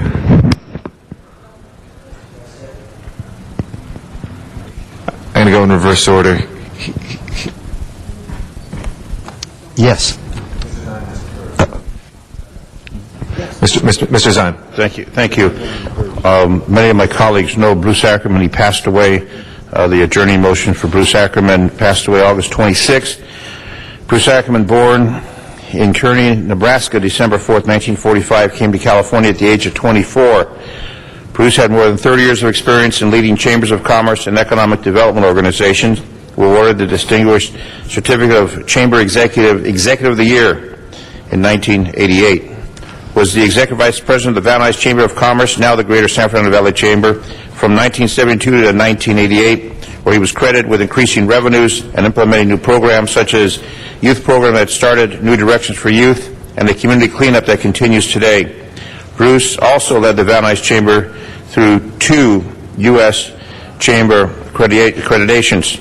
Following his tenure, the Van Nuys Chamber of Commerce served as president of the Pasadena Chamber of Commerce, later served as president of the San Gabriel Valley Economic Partnership before taking on a leadership role at the Economic Alliance of the Great San Fernando Valley. Economic Development Group leader, also served as a faculty member of the U.S. Chamber of Commerce Institute for Organization Management and taught courses for other organizations. Bruce had spent 10 years as the president and chief executive of the Valley Economic Alliance. Also an appointee of Mayor Antonio Villaraigosa, served since 2005 on the Community Redevelopment Agency Board of Commissioners. Bruce was a popular figure in Valley business circles, known for his hard work, straight shooting style, and winning sense of humor. Friends also agreed that Nebraska's native had fully become a Valley guy after decades of living and working here in the City of the Angels. Current and former chamber executives across the country remember Bruce for his grace and willingness to help others find a successful career in Chamber of Commerce management. Bruce passed away Thursday, August 26th, after a long battle with cancer at his home in West Hills, surrounded by his family. Surrounded by his lovely wife, Kathy Coleman Ackerman, children, Michael, David, Robin, and Linda, 11 grandchildren, his mother, Jean Ackerman, brothers Neil, Scott, Craig, and sister Brenda. I had the pleasure of working with Bruce. He was a constituent, and he was very active. He emceed many, many events in the San Fernando Valley, and he will be sorely missed. He was one of the heroes of the Valley with all of his energy, his enthusiasm, and many of the Valley council members and members from other parts of the region worked with Bruce Ackerman for many, many years. And while he fought his battle with cancer for so many years, he was always working, always with a smile. And you can see how he was here in council not that long ago on a matter for the CRA matter. and you see how gaunt he'd become, but he never gave up. He fought that battle right to the end. Bruce Ackerman, may he rest in peace, so we can have all council members on this adjourning motion for the We'll do family. all members. I'm sure some others would like to comment. Mr. Smith? I had the pleasure of meeting Bruce for the first time in 1973 when I was on the chamber board in Northridge, and he was the chamber executive in Van Nuys. With his help, Northridge also was accredited by the U.S. Chamber of Commerce, which is a very rare thing. They were the only two chambers in, I think, Southern California at one point, was Northridge and Van Nuys were accredited by the chamber. Great business leader, but where he really shone extraordinary was after the Northridge earthquake. When the city of Los Angeles was on its back, we had 400,000 residents out of their homes. We had 100,000 businesses that were closed temporarily. We turned to the Economic Alliance under his leadership to be the funding agent for getting those businesses back on their feet, back open, and distributing some $24 billion that we received from federal assistance to help businesses grow and people get back in their homes. They distributed the money to those businesses to get their doors open and back on their feet, and they did an extraordinary job. And we've used them ever since then for economic growth in the San Fernando Valley as a funding agent for business growth and development.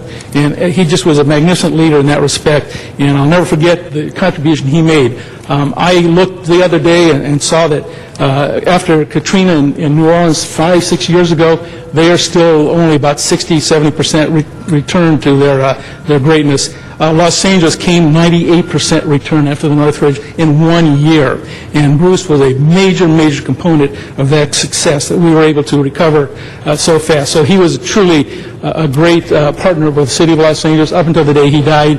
As Dennis said, he was here, and you'd see him withering away from the cancer, and you go over and talk to him and say, "How you doing?" And he'd say, "Fine." Great attitude. He knew all along his days were numbered, but he never, ever stopped working to make this city a better place to live. So God bless him. On Bruce, Ms. Perry. I wanted to say a few words about Bruce because I knew him best through his redevelopment work, and I got to tell you, the last number of years have been so very hard to get things done through the agency, and Bruce was fair, he was intelligent, he was thoughtful, he was a good listener, and I don't know what we would have done without him in that leadership role, and I only hope that whoever comes next, that they can come close to being as good as Bruce was. Without his sense of balance and equanimity, we would have been a lot worse off than we are now. And I just wanted so his family knows that he was credited with increasing total revenues for the organization by 135% over a 3-year period. That's pretty amazing. His strengths were reflected in the quality of his leadership, in the revenue-enhancing initiatives that he started, the cost-controlling programs that he created, and his ability to create public-private partnerships to boost economic development throughout the entire city wherever there was a redevelopment agency. So I'm really going to miss him, and he always had a smile and a kind word, and he was exceedingly gracious no matter what. And I'm glad that we're all signing on this. If I may add as well, I knew Bruce for about a decade. Ms. Hahn and I traveled with him after 9/11 when we took trade mission to Asia to encourage folks to come back from Japan and China and Korea as tourists. And we had really great times. I remember one dinner we went out, there was a small group of us with Bruce, and when things get shrill around here, I think sometimes we have a parody of, or a caricature, of business leaders who, don't care anything about the workers or labor and vice versa. And he was one of those really rare bridges. I mean, he was somebody who you talk to somebody from labor, you talk to somebody from the community, you talk to somebody from business, and they all loved him. And that's such a unique thing around here sometimes, the way the politics have become in our country and even sometimes in our city, and we've lost one of our greatest bridges in Los Angeles. I don't think anybody can fill his shoes, but let us all be inspired by the way that he finished his life out to do the same in our own lives as well. Are there any motions, Mr. Wesson? Yeah, thank you, Mr. President and members. I'd like to adjourn in the memory of a man named Jefferson Thomas. We all know Reggie Jones Sawyer. This was Reggie's uncle. And Reggie's mother, Ruth Jones, was his sister. 15 he was one of 7 children. The reason why I just kind of wanted to set this up a little bit is because this man, who was not a very big guy, kind of like me, kind of changed history. This country, I've always been proud to be an American, as I'm sure we all are, but we have to be honest that this country has not been good to women and minorities, and we're getting better. But back in 1954, the U.S. Supreme Court basically said it was illegal to have segregation in schools. Brown versus Board of Education. In Arkansas, the biggest high school, and I'm going to look down at my notes because I want to do this right, in Little Rock, Arkansas, the biggest high school was Central High School, and it had approximately 1,800 students. Approximately 100 African American children volunteered to go to this school and to integrate this school. At the end of the day, 9 were selected. They were known as the Little Rock 9. Even though the Supreme Court had ordered that that there should be no more segregation in schools, the many school districts in the South and their governments defied this order. The governor of Arkansas at the time said he wasn't going to have this. In 1957, these 9 were selected and they go to school. He called in the National Guard, or the state's reserve, to keep them from going to school. When they got there on that day, rocks were thrown at them. They were called names, and by adults. I mean, imagine, these are kids 15 years old. President Eisenhower had to call in the 101 Airborne to escort these kids to class. I think they were known as the Screaming Eagles or what have you. So they escorted these kids to class. Each kid had 2 soldiers taking them to and from class. They did this for 2 weeks, to and from class. I mean, 15 years old. When many of us were 15, all we thought about was, I want to join the Glee Club, or I'm going to play football, or I'm going to do this, or I'm going to do that. They couldn't do that. There was 9 of them out of 1,800. When the troops left, that's when it really got bad. Tacks were placed in their chair, glass was thrown as they walked. Again, like I said, Jefferson was a small guy, and when you're small, automatically you learn how to elude people. It's just a natural instinct, trust me, I know. But he was caught. He was caught one time, and he was kicked unconscious. Kicked unconscious. Other students had acid thrown in their eyes.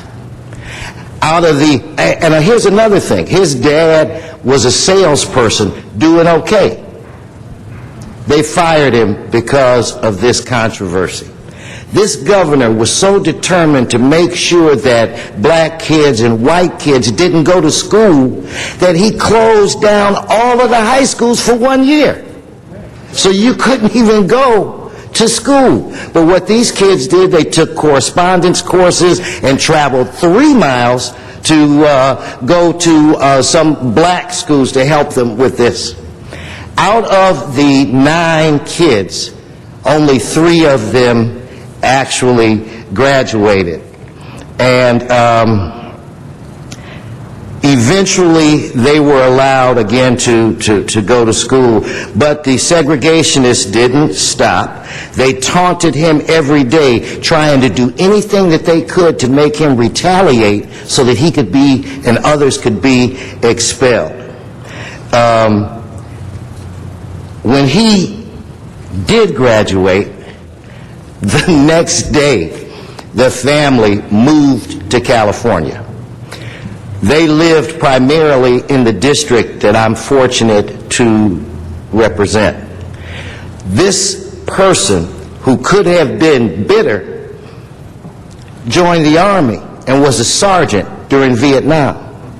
But he would tell people that he was more afraid going to high school than fighting a war in Vietnam.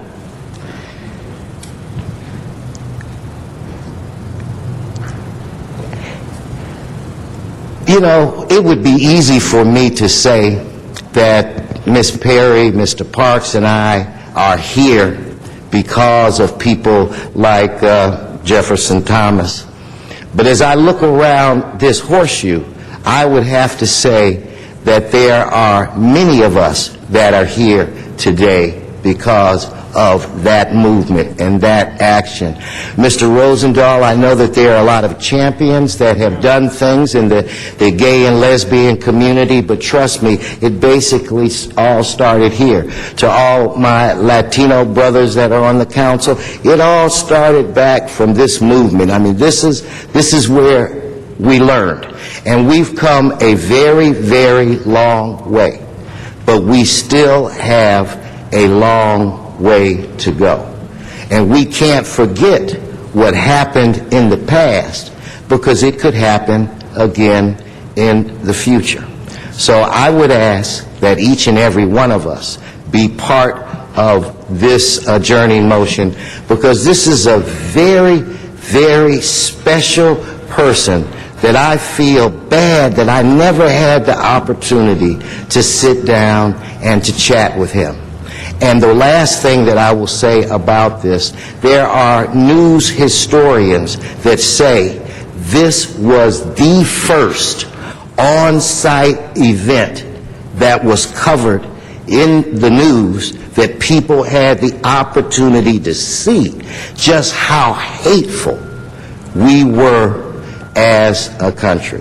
And I think we need to be very, very careful that we don't let the pendulum swing back to that direction, and that's why we must be forever vigilant. So I'm sorry for taking a few extra minutes, but I truly believe that this individual and all of them deserve a fair account of their past events. So Jefferson, I thank you very much. Thanks for living in the district that I represent. I thank your sister and your nephew Reggie for being friends and supporters of mine for a long time. May he rest in peace. Thank you very much. Ms. Perry. Thank you very much, Mr. President. I have two adjourning motions. I'll take the shorter one first. I would do this on behalf of Mr. Parks in memory of Velasco Savannah Payne Jones, who was born July the 25th, 1914 in Marlin, Texas, and died August 2010 at the age of 96. She moved to Los Angeles in 1942, where she joined the African Methodist Episcopal denomination and worshiped for many years at Grant and Bethel AME. She was known for her incredible culinary and food presentations. Her philosophy was, people eat with their eyes. Mrs. Jones loved to read and write poems and teach life skills and instill positive character traits, and she is survived by a host of family and friends, and her funeral service was held August 26, 2010. I would also like to adjourn in memory of Trudy Anise Parks. She was born August 2nd, 1964 in Los Angeles to Bernard Parks and Carolyn Fuqua. She graduated from St. Mary's Academy High School and summa cum laude from the University of Nevada at Las Vegas, receiving her Bachelor's of Science degree in Recreation and Leisure. For the past 4 years, Trudy has run a group home for underprivileged youth. Her organization, Next Step Exposure to Life, was founded at the Lori Renee House in Las Vegas. The purpose and uniqueness of the program was to expose young people to a variety of life skills and to increase their understanding of the fundamentals of independent living. Above all else, Trudy was a mother. She had 4 children, all of whom are reflections of her. In addition to her children, Trudy has an army of foster children that she's impacted positively and who love her very much.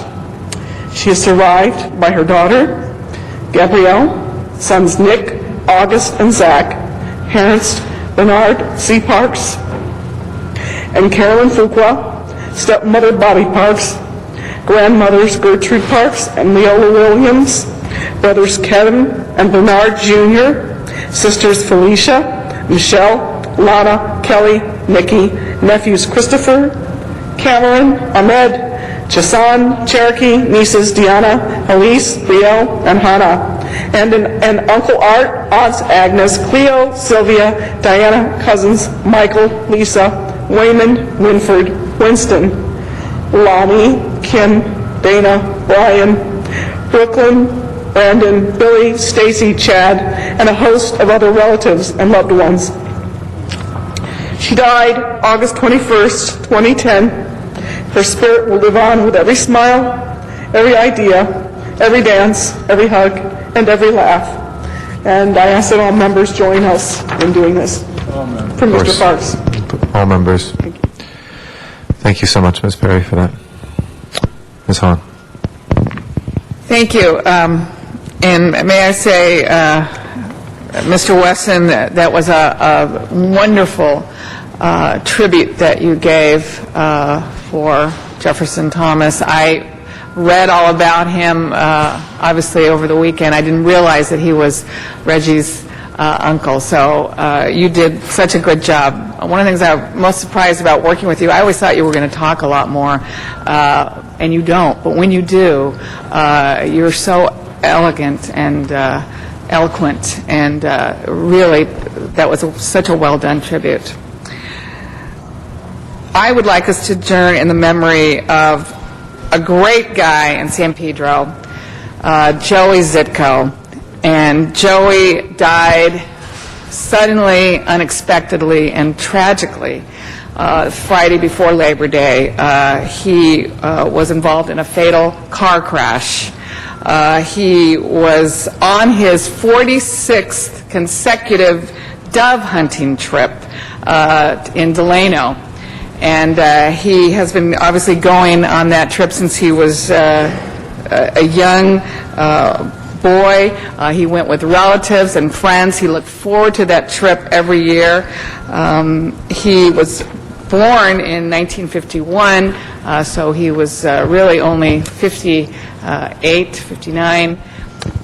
He was the manager and host of one of my favorite restaurants in San Pedro, Trainees. And Joey was the guy that always, at the front door, seating people, making people feel at home, always had a joke, would come and sit at your table, and have you heard the one about, always made everyone laugh, always made everyone feel welcome. He clearly was such a gentleman, such a gracious host for this restaurant. He really is a part of the San Pedro community. He lifelong resident of San Pedro. He was a manager of Trainees for the past 13 years, and he will certainly be remembered for his sense of humor, his humility, his love, and his loyalty for his friends and family. He's survived by his lifelong love of 23 years, Carol, her daughter, Nicole, his adoring sister, Yvonne, her family, treasured first cousins, aunts, uncles, countless cherished friends. I consider myself one of those friends, and I was absolutely devastated at the news when it was received on Friday. There's a hole in San Pedro that will never be filled by anyone else other than Joey Zitko. His services are going to be held this Friday at noon at Mary Star of the Sea in San Pedro. I really want to go to this service. I understand we have a quorum issue. I'm going to talk to a couple of council members who are excused on Friday to see if there was any chance that one of you could come in so I could attend this funeral. Thank you. Thank you very much, Ms. Hahn.